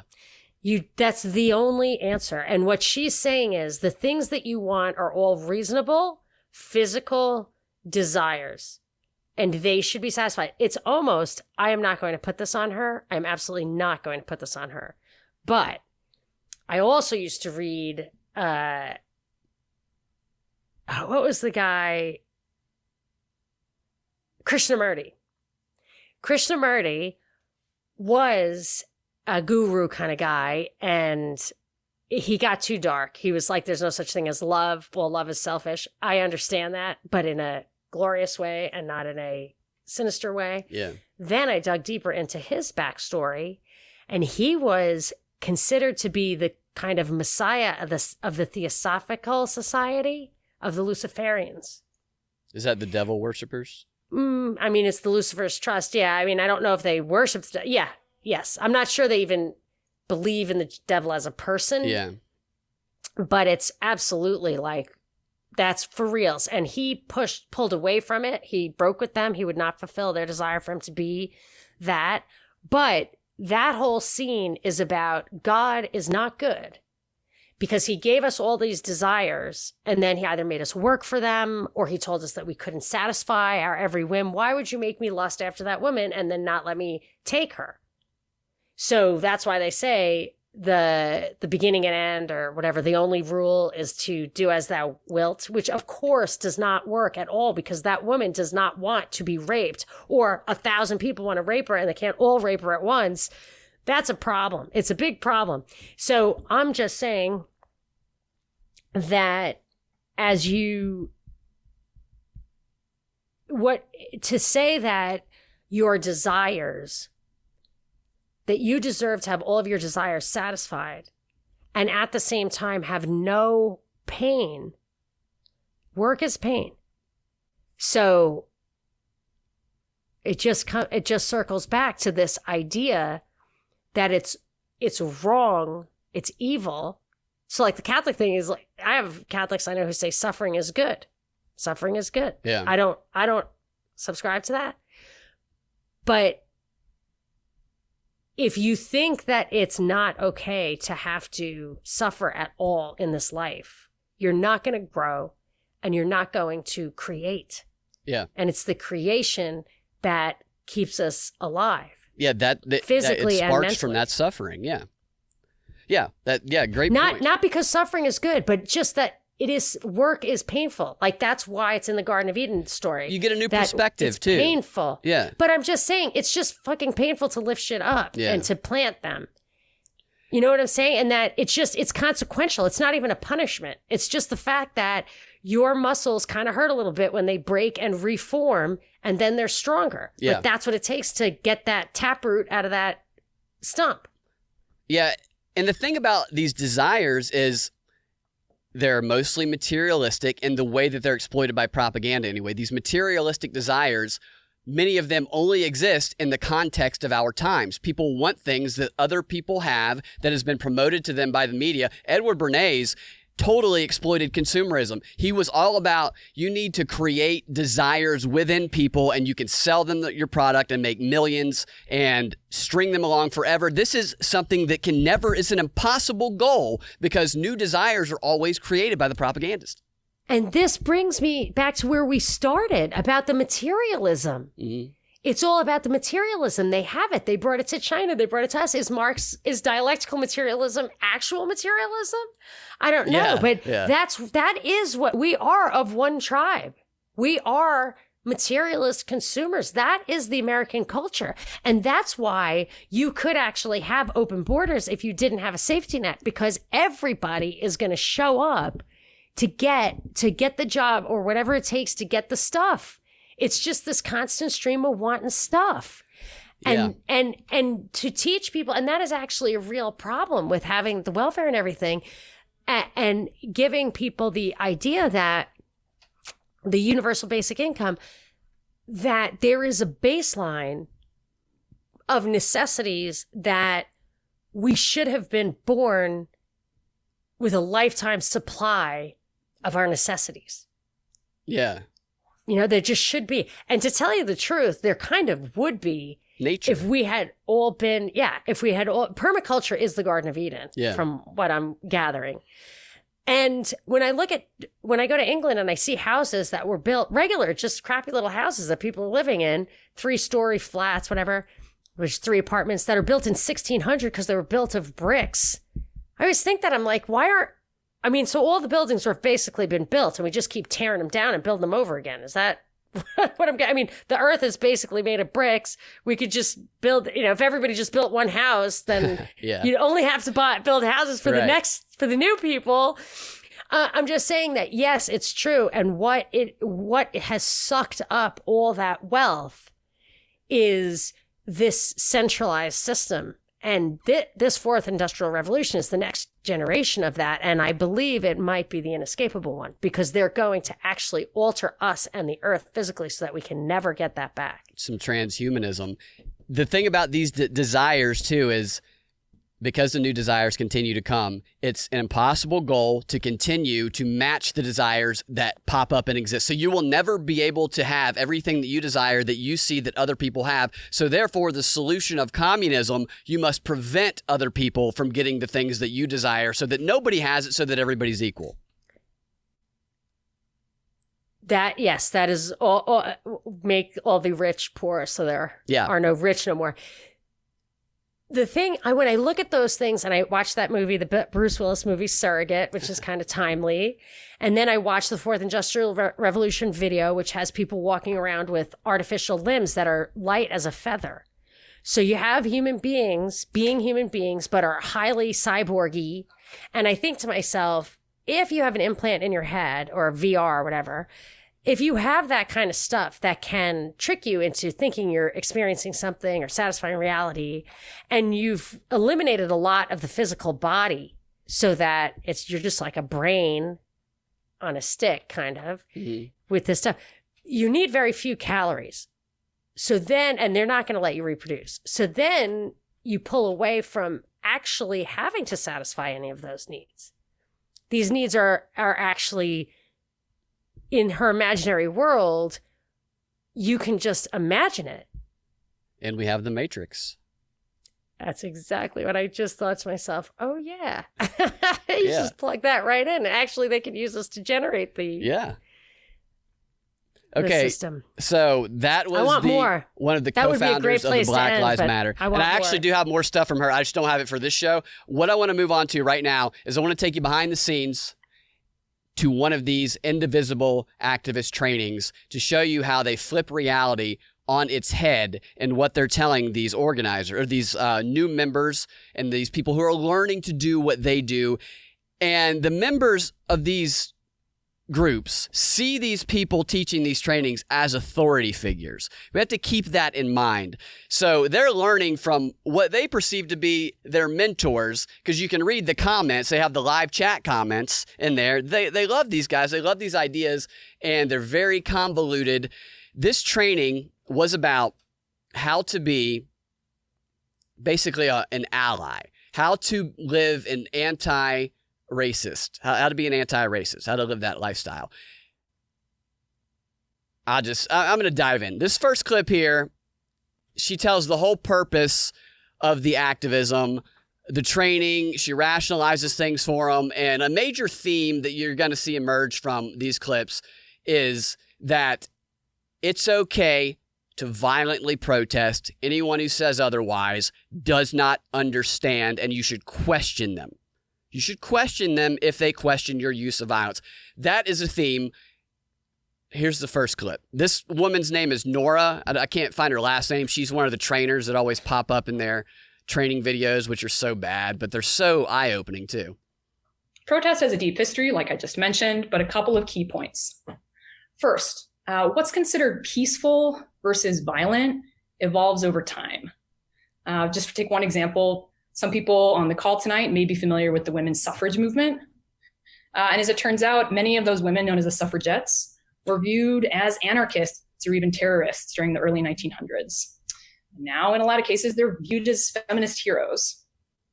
I do want to flag that some feminist movements led by white women, such as women's suffrage, historically did exclude women of color. So I bring them up not to overly pedestalize them, but to make the point that our ideas of acceptable protest change over time. And we might be surprised to learn just what kinds of actions our heroes took to effectively make change. Another core example, I noticed that at times of highly visible racial injustice in the 21st century, it's pretty common for folks to post or talk or even kind of grandstand sometimes about the peaceful protests led by Martin Luther King Jr. in the 60s.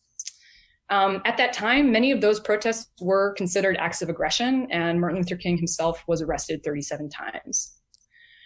Meanwhile, these days, white people sometimes make the mistake of using quotes from Martin Luther King to justify their own inaction, or sometimes even as a weapon to shut down conversation or gaslight Black activists about their methods.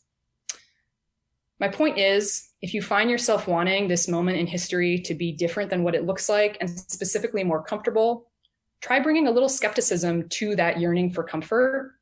And as always, keep learning about our history. Okay, there's some really juicy things in there. First of all, it sounds to me like she's basically saying ideas of acceptable protest have changed over time, so go be violent and you could be a hero in 100 years. And then she goes on to say, these white people, and it's not just white people, it's people who believe in peaceful protest. These white people who are using MLK's quotes about peaceful protest, telling you, I mean, it's white people using MLK quotes about peaceful protest is racist gaslighting against Black protests. That's the most convoluted, twisted thing I've heard in my life. Well, they're trying to tear that statue down. Absolutely. And she's not the only one. I heard this on CNN. Similar thoughts. Wow, that really makes me want to cry. Like I'm literally choked up at the idea. I mean, I feel like if all the people who were slaughtered in the 60s, I think half of them were. I mean, JFK was obviously an insider, and that's probably true for most of them. But I firmly believe that every single one of those people who were killed, Malcolm X, MLK, JFK, RFK, I think it's because they would have actually solved this problem. And that's the last thing that the people at the top want. They want the problem to go on and on. You're right. I mean, isn't that why Tupac was killed? I don't know. Why? Have you heard that? No. Yeah, that he was going to the gangs and he was saying, "This is stupid. What are you doing? It makes no sense. Like, let's use this energy and our smarts and everything for positive change. Let's resolve the issue." I think that's pretty much well established. Yeah. Gaslight, to read the definition again, is to manipulate someone by psychological means into questioning their own sanity. And her use of that, white people who quote MLK's quotes on peaceful protest, they're simply doing that in an attempt to gaslight black activists. That's extraordinary.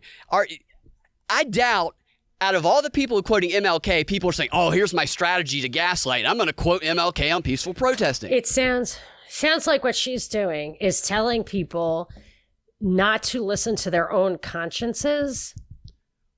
Yeah. So she said, this makes you uncomfortable when people point something out about someone you admire as making this ideological point. They're trying to confuse you. Yes, they're trying to split their consciousness. What's his name? She's saying that people who quote MLK are trying to confuse you, but she's telling you that you need to not think like those people in the thoughts they thought, but think like them in pushing the envelope. But that's where subjectivism, objectivism comes in. They were objectively right. And their words can stand up to scrutiny and evaluation. And if hers can't stand up to MLK's words, she's got a problem, and they can't. Yeah. This tells me that people were spreading MLK's message and probably still are, maybe on the ground in these protests, and people were taking it to heart. We should maybe do it this way. And they're trying to put an end to that because there is a coordinated campaign going on right now to not necessarily discredit, but to prevent people from following MLK's message like this here. And Stacey Abrams. Stacey said the MLK thing in that clip. Yeah, and Malcolm X. Always loved Malcolm X. I loved that he had personal growth. I love that he found the truth, that he would not stop seeking the truth, even though he knew what it would cost him, I think. And they don't ever, I mean, he was a righteous dude and he was scary. He scared people. She could have used him as an example, but I think they really want to bury him because I think it's harder to say that I feel like he's rather inspiring and courageous. Yeah. And that he's just not somebody they want you to dig too deep in because he's about growth. He's about not stopping before he finds the truth. That was the lesson of his life, in my opinion. Isn't that what being human is we make choices, we learn, we make bad choices, we make good choices, we grow and we evolve. The human experience is one of complexity. It's one of emerging from the ashes. It's not one of you're either pristine and perfect your entire life or you're evil your entire life. How about going back to the Patrice thing, where it's basically about laying on your back and having a feeding tube while somebody, whatever. Yeah. I was going to get vulgar, but I'm not going to get vulgar now. So Never mind. All right. So she goes on and the theme here continues of violence is okay. She hits this theme over and over again so that what they provide them, Solinsky talks about, I might have read this quote the other day, I can't remember, but he talks about how the most powerful thing in your toolbox is the human ability to rationalize the actions that they are taking. And you can exploit that and get people to rationalize anything, and they can feel that what they're doing is moral and just, even if from maybe an objective perspective, it might be vile. And I think that that's part of what she's doing here, is giving them ways to rationalize the use of violence. I agree. Last but not least in this section, I want to share a couple popular images about protest and to talk about why they're popular. So this is a pretty common meme. A lot of people might have seen it before. It shows the quote, why can't they protest peacefully? And then a couple of other images of cases of what a lot of folks... What she's doing is she's showing memes on the right that people are going to confront the activists with. She's preparing them for the arguments and the memes that people are going to throw at them so they know how to respond when it happens. And she's showing the memes up on the screen while she's talking. They were peaceful protests that received a lot of really strong criticism from dominant white voices when they happened. And the next, in contrast, is an image you might have seen going around from the recent stay-at-home protests. This one specifically, I believe, from the state capitol in Michigan. And I think why it's gone around so much and why people find it powerful or meaningful is that it shows what a lot of us might view as an aggressive moment on the part of a white man as he leans in toward the police with no. It's a protester standing in front of a police officer screaming violently while the police officer stands there stone-faced, not being affected by it. The photo is showing the protester to be radical and the police officer to be calm. By the way. And the police remain, at least seemingly in this moment, unperturbed and not moving in a direction of harming him in response. So again, my point is, it's important to be skeptical of the yearning for peaceful protest, especially from... I'm going to play that again so you can really let that soak in. Okay. Go ahead, say something if you want. I would like to apply this to COVID lockdown protests. Can you hold that thought? It's got about 15 more seconds. Yes. Yes, I would love to hear that. This quote, be skeptical of the people who are yearning for peaceful protest, but not be skeptical of the person telling us to be skeptical of people who want peace. I mean, this is just backwards to me. And she's saying it so matter of fact and so innocently. And not moving in a direction of harming him in response. So again, my point is, it's important to be skeptical of the yearning for peaceful protest, especially from those of us who haven't been harmed by police violence as directly, because the permission to be peaceful or violent gets distributed in very different ways to different people in this country. Okay, before you go into that, I want to go back to what I was talking about at the very beginning, and I've mentioned it throughout. There's people watching this who are getting the okay right here. Oh, it's okay to use violence because the use of peaceful means it gets distributed unequally and they don't understand, so I can use violence and it's okay. If somebody goes out and they let themselves be violent during a protest because of what they hear from this woman, who is not a lawyer, who is not a police officer, and they end up getting themselves hurt or killed, or they end up in jail, or they commit a felony that might lead to them being in prison for the rest of their lives or for decades, it is because of this girl telling them it's okay without any regard for what the law is and for what the consequences for the people who follow this horrible advice is. I remember when they were telling that to the Parkland kids. The Parkland kids and other people were telling kids all over, don't worry about breaking the rules.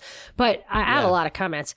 What system is she proposing that could result in a permanent change? What she's looking for is an end to this injustice. So I pull it back a little bit and I say, okay, this stuff is all getting completely disconnected from the legitimate arguments of the left, say during the original civil rights or whatever in the 60s. So peace, love, an end to poverty, an end to inequality, all that stuff. But real fundamental problems were being identified and addressed in a superior way from the existing system, with a path forward that if that system were adopted, justice, no different laws for different races, strict property rights being, or property rights being respected for people of color, women, stuff like that, equal vote, all these things, that was a system that could be applied evenly, that everyone could agree to, defend, implement, use, understand, predict, access.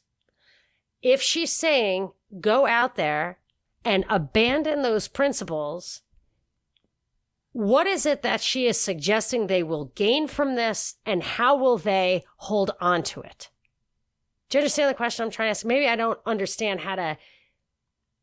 just help me see past that. It just seems... What were the protesters going to gain from, or the activists? She's saying, go and punch a cop in the face. Yeah. Let's just say. Okay, what What's the plan? The plan that they're not, what they're talking about here is this is strictly training. This is on the ground training. This is how you do whatever they talk about their bigger goals are. And Indivisible, you get the emails, the progressive agenda. The Indivisible agenda is the exact same as the Black Lives Matter agenda. It's the same. But what is that? Is it laws? I don't think it's laws. Sometimes they push these messaging bills. What I think it is I think for the organizers, just like the organizers of Black Lives Matter, I think it's about continuing to grow and build this organizational weapon that they can use to hammer their opposition now and in the future. Did you ever read the very long book, A Man in Full? It was about Atlanta, Tom Wolfe. No. It was good. It was a little bit ahead of its time, I think, but it was really good. If I recall correctly, maybe I'm a different person now, but I seem to recall it was good. And I think the guy was maybe modeled after Jesse Jackson. There have been people who were exposed as doing this. They take the power to trigger a mob situation or unrest or fear or even a garbage strike. And they use that for their own, give my brother this contract, or I want this appointment, or give me money. Union guys do it. That's maybe a better example. So it's possible that simply being able to trigger crowds in this way has the political power that whoever's paying her knows how to use. But for me, I do not know how you can accept this tactic without understanding the strategy and the goal. I don't either. It seems so backwards and so convoluted that it might be, we talk about the Nigerian prince scheme where they leave a bunch of misspellings and stuff in there so that they get a live one they can manipulate. We're reaching a point here. This is like 2 + 2 is 5, serious backwards brainwashing stuff. But people who will accept this rationale will accept just about anything that these organizers tell them to do. And the bigger this organization, the more influence they have. I mean, it's powerful when you have a mass of people worldwide like Black Lives Matter does now, and a small collection of people organizing them that can direct these mobs to do their bidding for them. They have lots of freaking power, and they're going to want people who accept logic like this because they'll do anything. Oh, that's very interesting. I'll tell you, I think after hearing her hypnosis thing, that it's about, that's the only world that you could possibly have, that is that a world that is completely controlled. Yeah. And the only way to have that is to merge the biological needs with the biological means. Yeah. And that is what they're doing.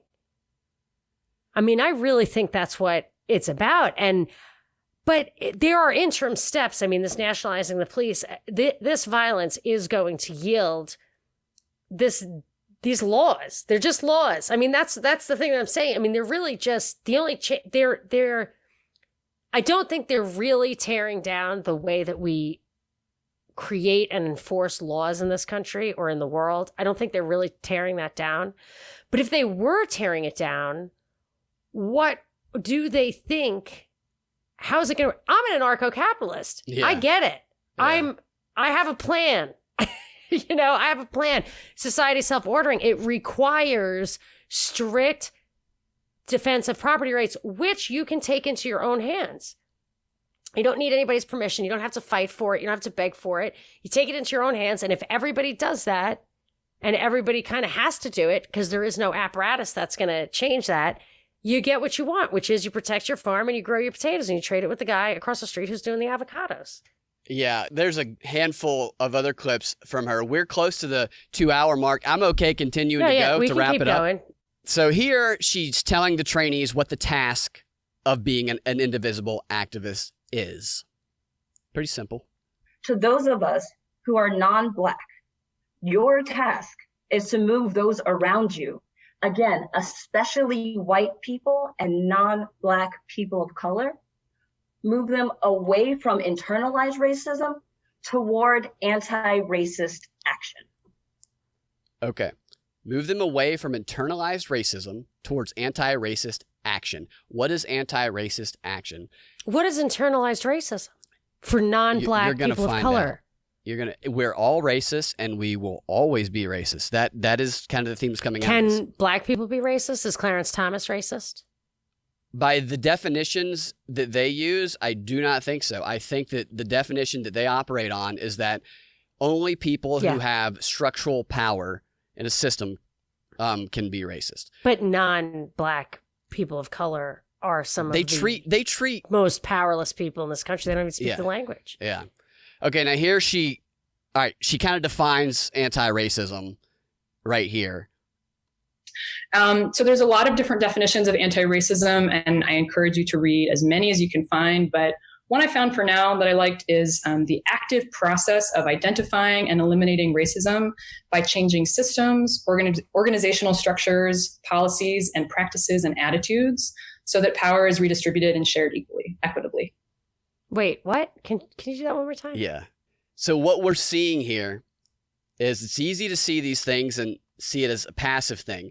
This is a very active engagement. You're being trained to be an evangelical for these causes, for this But so they're advocating these actions, not the causes. She is telling people to advocate the actions. Yes, this reminds me... Which she just told people to suppress their consciences.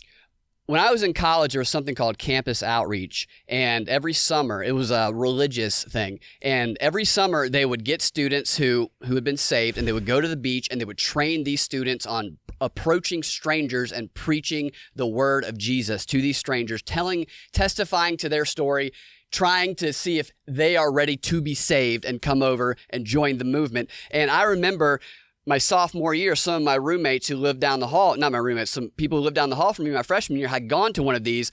And at the beginning of the school year, we would walk up out of the dorms because we could walk to the bars from where the dorms were. They would be standing right there where we always passed, preaching the word of God to us, trying to get us to stay with them and not go live in sin and not do wrong, to repent and come over to God. And that is what I see this training as. I see them doing a similar thing to these activists. This is what you're going to need to do. This is why they're telling them what people are going to say, the memes people are going to throw at them, how they are to respond to the memes, each individual meme. They even tell them in a clip here in a minute, here's how you respond when you get short-circuited, basically, when you don't know the answer. Well, a lot of the evangelical stuff is also how... I don't mean evangelical Christian. I'm just saying to evangelize, to get out there. The cults do that. Yeah. They recruit. Yep.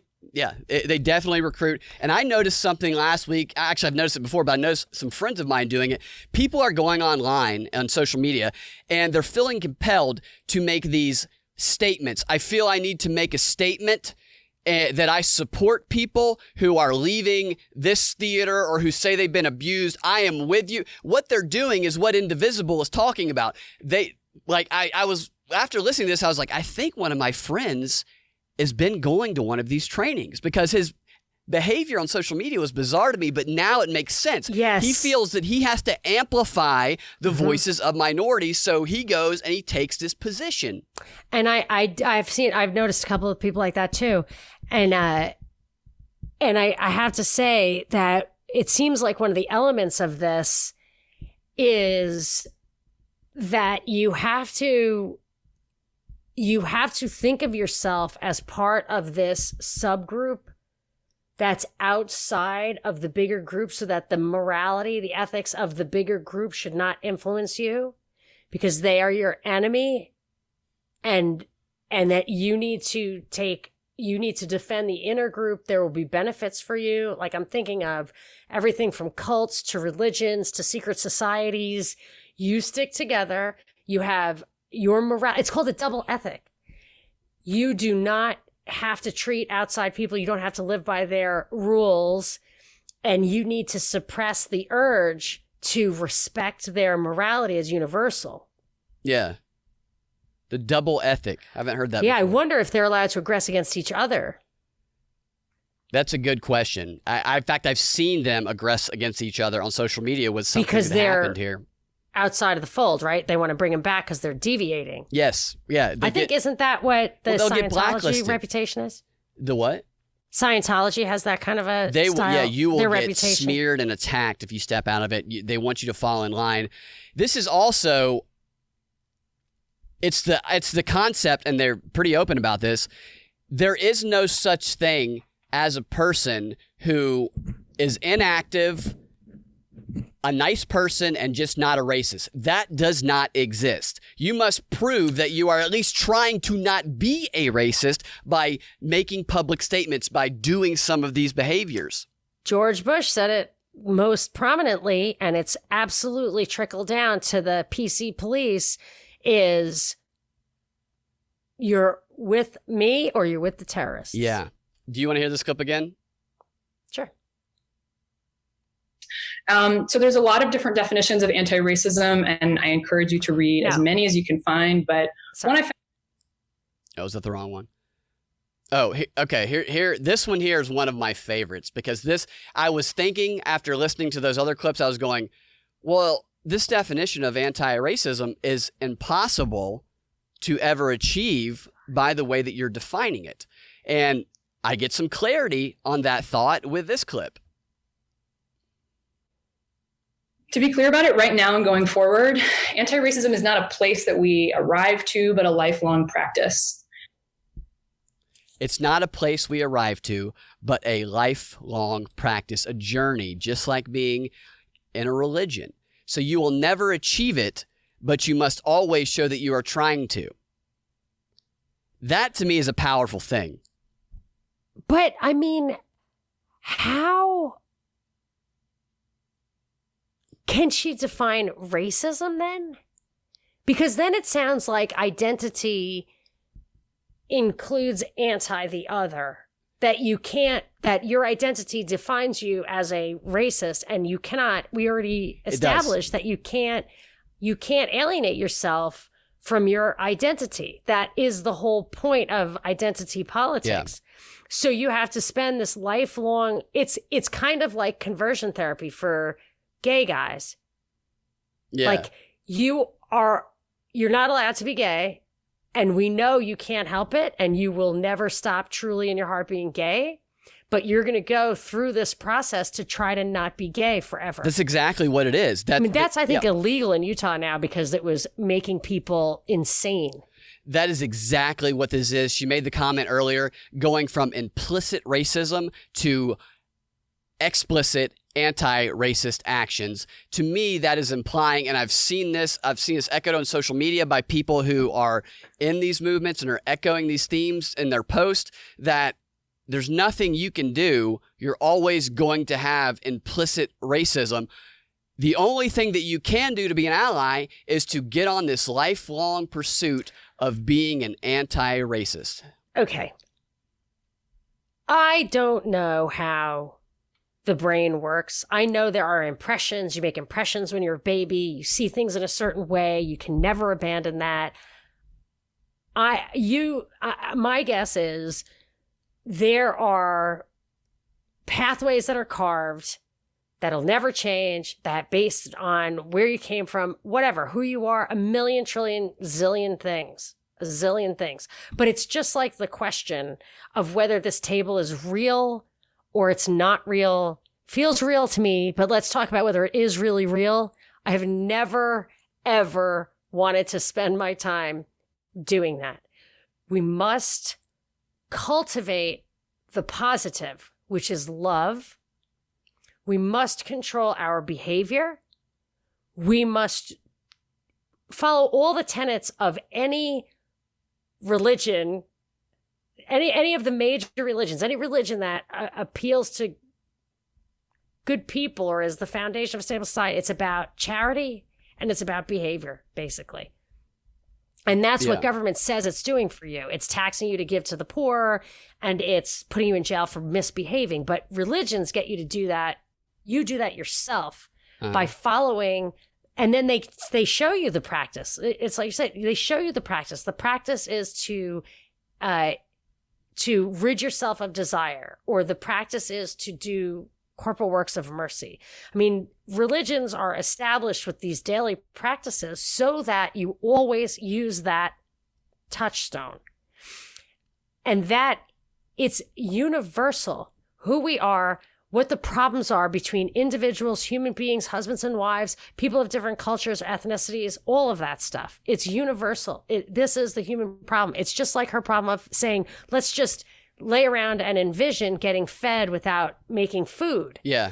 It's not going to happen. It is human nature, and all the things that people who don't understand it want to tear down, all the things that these statues that are getting torn down show you is the truth of human history. I mean, not the truth, but like it's part of you. It is essential to understand human nature, and that we don't, it's like education.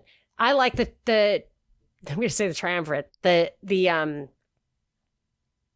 trivium.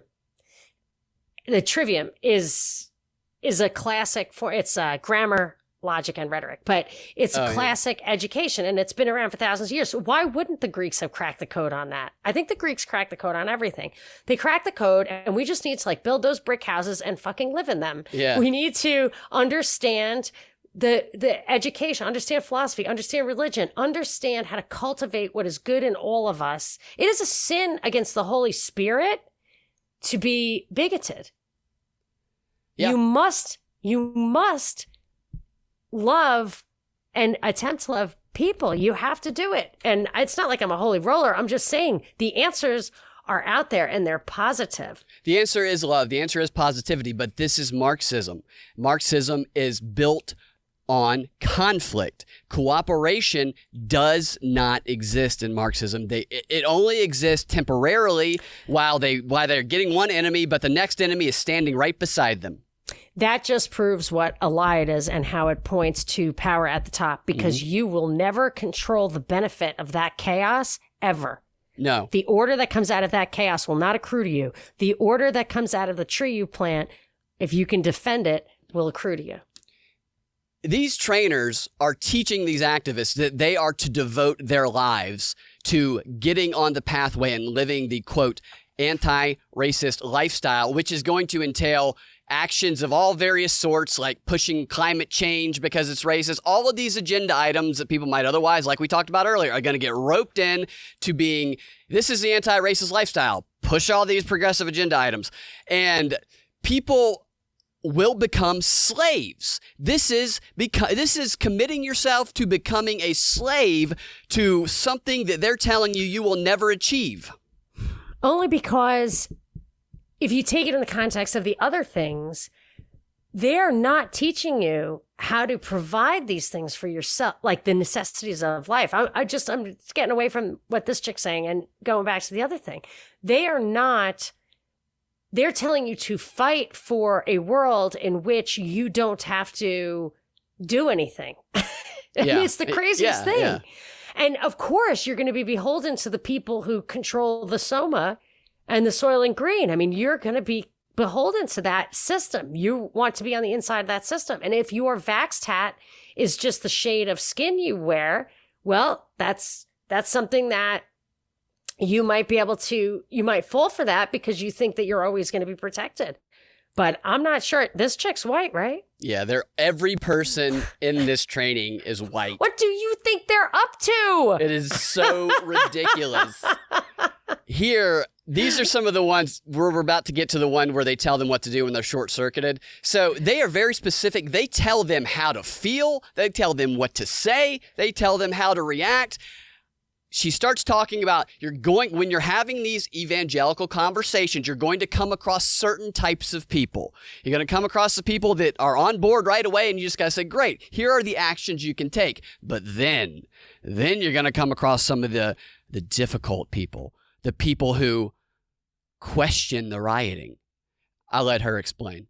On the other hand, you may find that some people you're talking to who are in positions of relative privilege, those who are just generally not direct targets of police violence, may express possibly more concern about property damage or looting than about the historic and immediate violence that spurred these protests.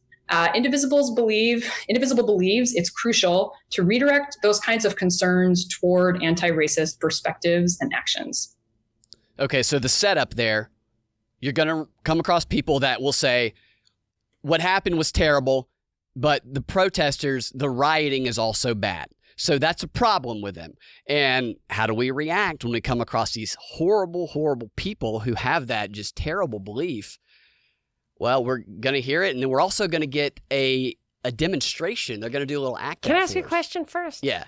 What happened to the riots or not the protesters? They've gotten rid of that. There's no longer riots. They're simply protesting that you're not allowed to judge. You're not allowed to judge. And they're very explicit about that in a second. The most extraordinary clip in the whole thing, in my opinion. About 2 clips from now. It's a little teaser, I guess. Okay, option B, you can amplify those most affected. So if you haven't been directly affected by measures meant to shut down protests, but you know people who were, you could say, the communities I'm familiar with who are protesting right now believe the curfew is just a blank slate to arrest people, and I believe them because they're on the front lines. Okay, that clip was a bit of a detour, but that setup was, what do you do when you come across somebody who says something that, like, well, I agree that the police violence is bad, but the National Guard coming in it's okay to help the peace. And she's saying, if it's kind of a reasonable response, what you say is well, I might not know about this, but the people I know, the people who they tell me that this is going to be violent and terrible and evil, and I trust them because they're on the front lines. I cut that clip because of that reasoning. I trust them because they're on the front lines. What the fuck? That doesn't give them any credibility. That makes them more gullible and the people you should not trust. I trust them because they're on the front lines. But the front line implies that there's another line. You know what I mean? The front line is like where France and Germany meet. It's where people go to die. Yeah. It's just what defines the front line is what I'm asking. Yeah, that's a good question. In this circumstance, she's talking about protesters on the ground, but that could have multiple meanings. Putting that type of logic as acceptable logic in people's heads, this is where it's like we're disconnecting from reality and from actual critical thinking. That's what she's been doing. When she says it makes you uncomfortable, they're trying to confuse you, which is what gaslighting means. Yes, that's what they're doing. And speaking, I think this might be one of the uncomfortable clips. Oh, okay, yeah, that's a great setup for this next clip. Here, this is the short-circuiting clip, I believe. What to do when you confront somebody who you do not know how to respond to what they say. Because we haven't told, it's a script that we did not anticipate, and so you don't know the pre-programmed way to respond. So here's what you do instead. Now, mind you, that previous clip, she did tell them how they feel. She said, you can tell them, I trust the people on the front lines. That's how I feel. So she just imposed a feeling upon them. And here you go. Okay, last but not least, option C is validate your own ignorance. And I do want to give a caveat about this. I really love this particular one, but I want to be clear. When I say validate your own ignorance, I'm not encouraging folks to use ignorance as an excuse for not doing anything or to stop where you are, but just to say that if you don't know what to say in response to someone else's argument or point, or if you don't have enough information to assuage their concern, that's okay. Your feelings and your beliefs and what you're arguing for is still valid. So you could just say something like, I'm honestly not sure about that, or I don't have enough information to. I'll take it back. Sorry. You have no idea what you're talking about, but you should still stand firm and confident that you're right. Yes, exactly. So when Monica presents you with something you hadn't thought about and it starts to short circuit you, this is what you do. But just to say that if you don't know what to say in response to someone else's argument or point, or if you don't have enough information to assuage their concern, that's okay. Your feelings and your beliefs and what you're arguing for is still valid. So you could just say something like, I'm honestly not sure about that, or I don't have enough information to speak to that impact, but I still feel angry and concerned about the violence against Black lives that got us here. Well, of course you can say that, but that doesn't mean that the other person is likely talking about tactics, strategies, and goals and principles. You know what I mean? They're probably talking about the details so that you have the Black Lives Matter words, which we can all agree on.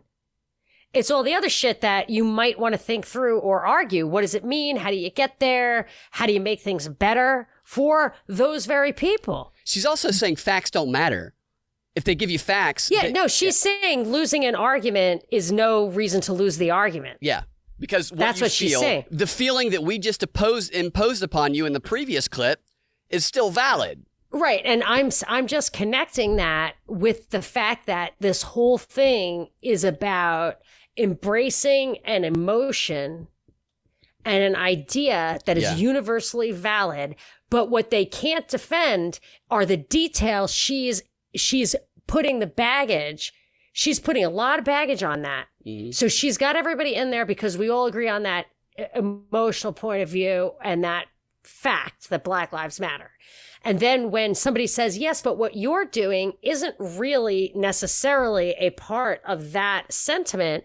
What you're doing, you could do it a different way that may be better. And she's saying when they start challenging all the baggage that comes with our brand of those words, that's when you say, excuse me, fuck you, I'll be right back.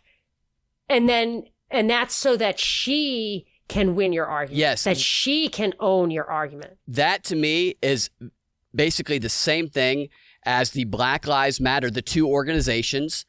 The one organization that was founded first that had a different idea of ending police brutality, which was by connecting them and developing relationships, was opposed to the way to achieve it by the official Black Lives Matter. So they blacklist them. Fuck you. You're not allowed in this because you have a different way of pursuing this. And the reason is because they're not really pursuing it. They're pursuing power. And it's about who's controlling the message, the outcome, the people, the mob. It's all of that stuff. That's why she does not want you to.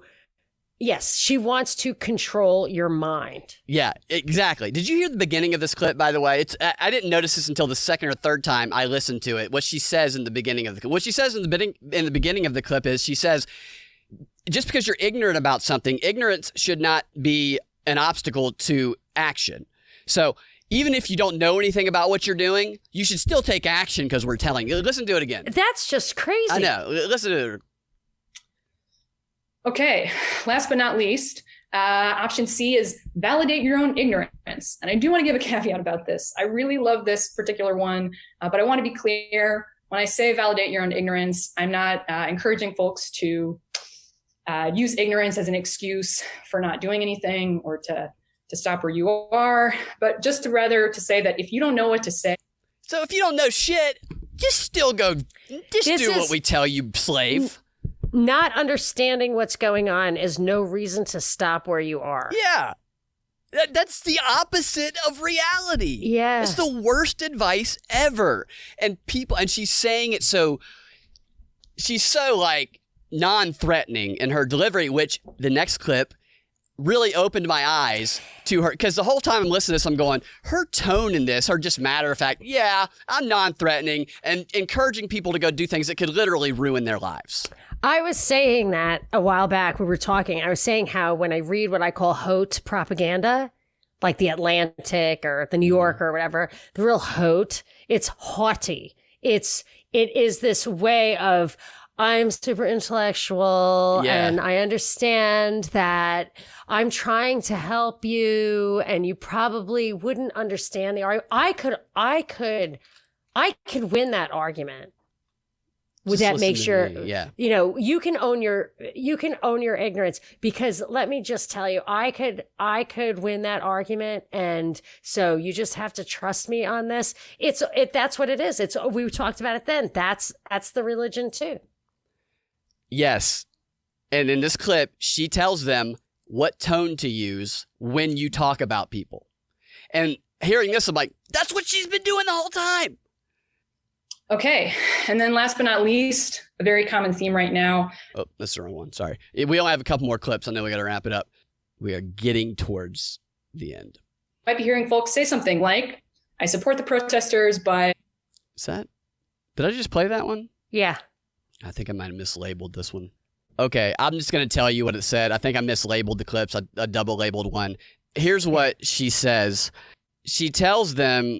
She says, when you're talking to somebody and they bring up a specific instance so the specific argument that people are arguing, like whether it's a case that's on the news right now and they're saying, well, this specific thing isn't right because of this. She tells them to ignore the specifics and to not get trapped in a rabbit hole of those specifics that they are concerned about. And she says, what you need to do is ignore that and then speak broadly about the principles that you and they care about. That's straight out of Facts Are Facts, but Truth is Truth. Yes, it's exactly what that is. And then she tells them, she says the tone to communicate it with. She says, communicate these messages to them in a tone where it sounds like you're presuming that they know this is true. They know this is universally true. Whoa. Speak to them in that tone. That's what they do. That's what she said. She tells them that explicitly. That's what they fucking do. It makes me crazy. Yeah. They do that to me. And I'm like, dude, that's when I say, don't dismiss, always refute. Yeah. They laugh in your face because you're not a liberal. I hate to say it like that. I'm not a conservative. I just, like, it's such a thing of the left. Although William F. Buckley, I don't know if he did that exact thing. They have their own foibles on the right. But that is such a thing of the left that everyone knows. Anybody with a conscience knows that I'm right. You know what I'm saying. I don't explain it. It's like the argument of God. You can discuss whether there's a God or not. I don't think you're going to get it. It was I just went, whoa, when she said that. And I just make sure this. You want me to give you a minute? Okay. And then last but not least, direct to shared values. For one thing, we want to avoid. That is it. That is it. She just started. She said last but not least twice. I remember that now. She did? Yeah, she did. Okay. And then last but not least, a very common theme right now. You might be hearing folks say something like, I support the protesters, but violence never helps, or rioting never helps, or looting never helps. The best practice we want to offer here is primarily to redirect to shared values with a side dose of appeal to their best self. So a couple notes here. With redirect to shared values, for one thing, we want to avoid rabbit holing about the specific thing the person is arguing for or against, not because we don't care what they think about that, but just because it can be more productive to focus on the values and the needs underneath that person really cares about and that you care about too. And that kind of brings us to the part about appealing to their best self. Sometimes the easiest way to get someone on board with what you're saying is to talk to them as if they already are, or imagine that you're talking to some part of them deeper down that's already with you. I'm overwhelmed. Isn't that crazy? That's what they call appealing to the best self. I'm literally going to put that in the glossary because that is what I've been trying to put my finger on for so long. That's the dismiss rather than refute. That's the all. Yep. I mean, that's the all good people know.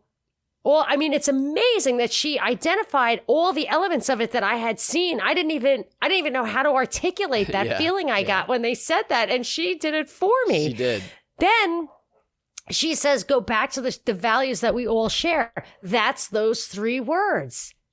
Black Lives Matter. Yep. Yes, they do. Mm-hmm. Can we agree on that? Yes. Yes, we can. So then, of course, you agree on all this other shit that I'm not even going to tell you about because I know there's a good person in there somewhere. Wow. And one more thing. Mm-hmm. Rabbit holing? I know, rabbit holing. I knew you would like that. What the? Rabbit holing? Yeah. Don't get rabbit holed by their stupid little argument about specifics. The rabbit hole is where the truth is. Yeah, I don't need a rabbit hole. Wow. That clip. I think I have to hear it again. Oh, okay. Yeah, we can definitely hear it again. Okay. And then last but not least, a very common theme right now. You might be hearing folks say something like, I support the protesters, but violence never helps, or rioting never helps, or looting never helps. The best practice we want to offer here is primarily to redirect to shared values with a side dose of appeal to their best self. So a couple notes here. With redirect to shared values, for one thing, we want to avoid rabbit holing about the specific thing the person is arguing for or against, not because we don't care what they think about that, but just because it can be more productive to focus on the values and the needs underneath that person really cares about and that you care about too. And that kind of brings us to the part about appealing to their best self. Sometimes the easiest way to get someone on board with what you're saying is to talk to them as if they already are, or imagine that you're talking to some part of them deeper down that's already with you. You know, isn't best practices when someone says, you know, I'm concerned that looting isn't the best way to go about this. I would think best practices would be, you know, that's reasonable. I agree. Not subvert I don't get what it. you're saying. Do what? Well, it could be because my brain exploded, but I'm not following what you're saying. The premise of it was when someone comes to you saying this crazy thing like looting isn't the way to accomplish your goals. Is that what she said? Yeah, listen to the beginning of that clip. Oh, yeah. That is what she said. She's telling them how to confront people. You know, I gotta who listen to that. I criticize gotta the listen to the looting. beginning again. Give me the beginning again. No, this is blowing my freaking mind. It is. Yeah. Okay, and then last but not least, a very common theme right now, you might be hearing folks say something like, I support the protesters, but violence never helps, or rioting never helps, or looting never helps. The best practice we want to offer here is primarily to redirect to shared values. As though that's a bad thing to say.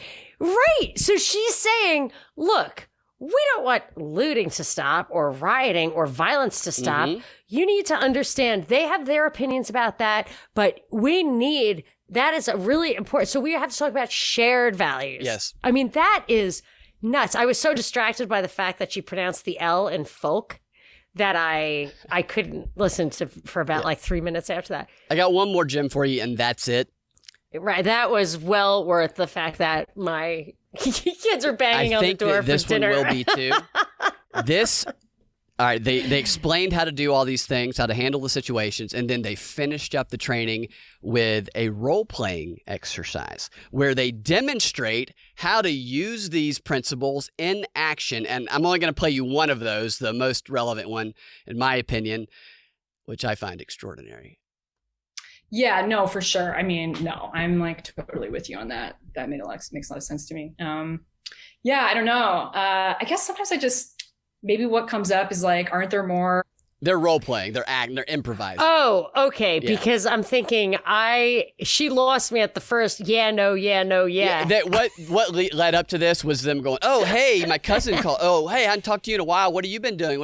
Oh, I've just been really worried about the So, and I just cut it into a middle. Yeah, no, that's fine. But the yeah, no. I'm like, because it just sounds like she's trying to. She just reminds me of the people in suits who were on the train in DC when I was there marching against Obamacare. Yeah. They were just wearing the little skirted suits and they were looking at me like I was some fucking idiot. And I'm thinking to myself, whatever. Yeah. I don't need to. I'm trying to save this country. You know, don't look down your nose at me. So she's just trying to be one of us. I can't wait till you hear the other person's acting performance. Okay. I find it fantastic. All right, I'll stop. Yeah, no, for sure. I mean, no, I'm like totally with you on that. That makes a lot of sense to me. Yeah, I don't know. I guess sometimes maybe what comes up is like, aren't there more effective ways to make a difference than rioting? Like, it just feels really hard to understand how looting is gonna help. Yeah, I definitely share your curiosity. Something I've learned recently is that we as white people should not be telling or questioning why or how Black people are protesting. I'm going to stop it right there. We as white people should not be questioning why or how Black people are protesting. I would like to point out that this is inherently racist to assume that only Black people are rioting when that is obviously not true.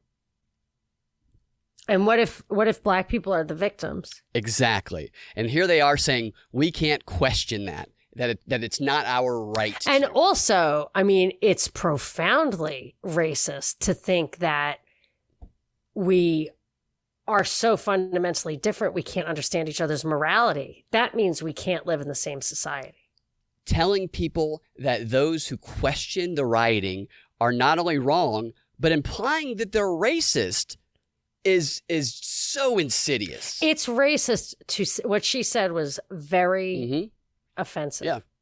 A difference than rioting. Like, it just feels really hard to understand how looting is gonna help. Yeah, I definitely share your curiosity. Something I've learned recently is that we as white people should not be telling or questioning why or how Black people are protesting. Like, one way we can support Black activists is by doing their asks, listening to what they need. For example, I've been following requests in my neighborhood for people to contact their local elected officials to push for police accountability. Have you heard of anything like that in Chicago?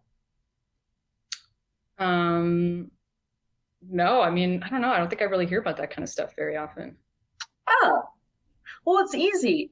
A great place to start is social media. Do you follow Black Lives Matter? They're pretty easy to find on Facebook. You can just search Black Lives Matter Chicago. I bet you'll find them. Keep up with ways to participate. Okay. Let me just, I guess I'll check this out right now here. Oh, yeah, there's like a lot of posts popping up on this first search here. Yeah. Okay, cool. Okay, yeah, that sounds good. Like, what else is going on with you? Oh, well, I started working with some new responsibilities now that we have a smaller staff. But wait, real quick, can I ask you a question? Yeah, what's up? Would you mind being an accountability buddy with me? I've been meaning to call my local elect kids, but after a long day of work, I'm honestly really tired and kind of intimidated to call them. Maybe we can talk same time next week and check in with each other, see if we've made those calls yet. Yeah, I guess that sounds okay. I know I was supposed to get you that new sourdough recipe as well, and like, it's always good to talk to you. So, yeah, that sounds good. You want to tell me about this other stuff at work? Oh yeah, I totally forgot about the sourdough recipe. Please give that to me. I got you, babe. Okay. Can I go? And we are done. All right. Okay, let's debrief that. Let's debrief that. Then they debrief it. But I think we have already debriefed it plenty. Hold on a second. They're teaching people how to be obnoxious, like penny stock traders. It's like the Wolf of Wall Street, where he's just like, just don't let them go. Like, don't let them go until they've emptied their bank account into your bank account. And don't care what they think, because they're idiots. Yeah. Yeah. It's extraordinary. And they do these little training sessions about once or twice a month. And they all have I've seen these little people gems. act like that.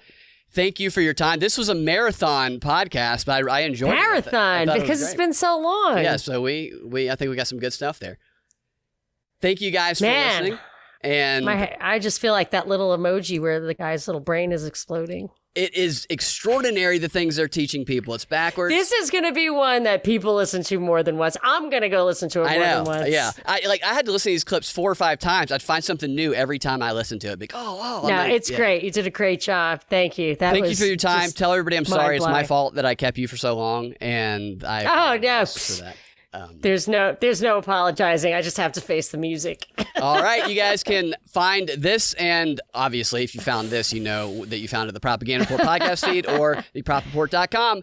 We will talk. And you know what? If people share this because it's unique, maybe we should tell them that we have a daily show. Yeah. Every single day, we do a drive time news blast, which is 30 minutes of news of the day from a perspective of truth, liberty, and justice. So if you're still getting your news from the mainstream media, now's the time to make the change. But you can find it in the Propaganda Report feed on any of your podcasting platforms. And if you guys are into this type of show, then if there's a demand for it, then we can do these more often, do these every so often. I have tons of material.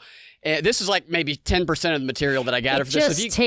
It's so much work. Yeah, it does. It takes a lot of work. So much time. So maybe sometimes we'll do it instead of a DNB, or maybe we'll do it an early release for patrons. If people want to join patreon.com/propaganda report, we just put up a new tier, Fan of the Free. It's $3 a month, and we'll do these early release for them.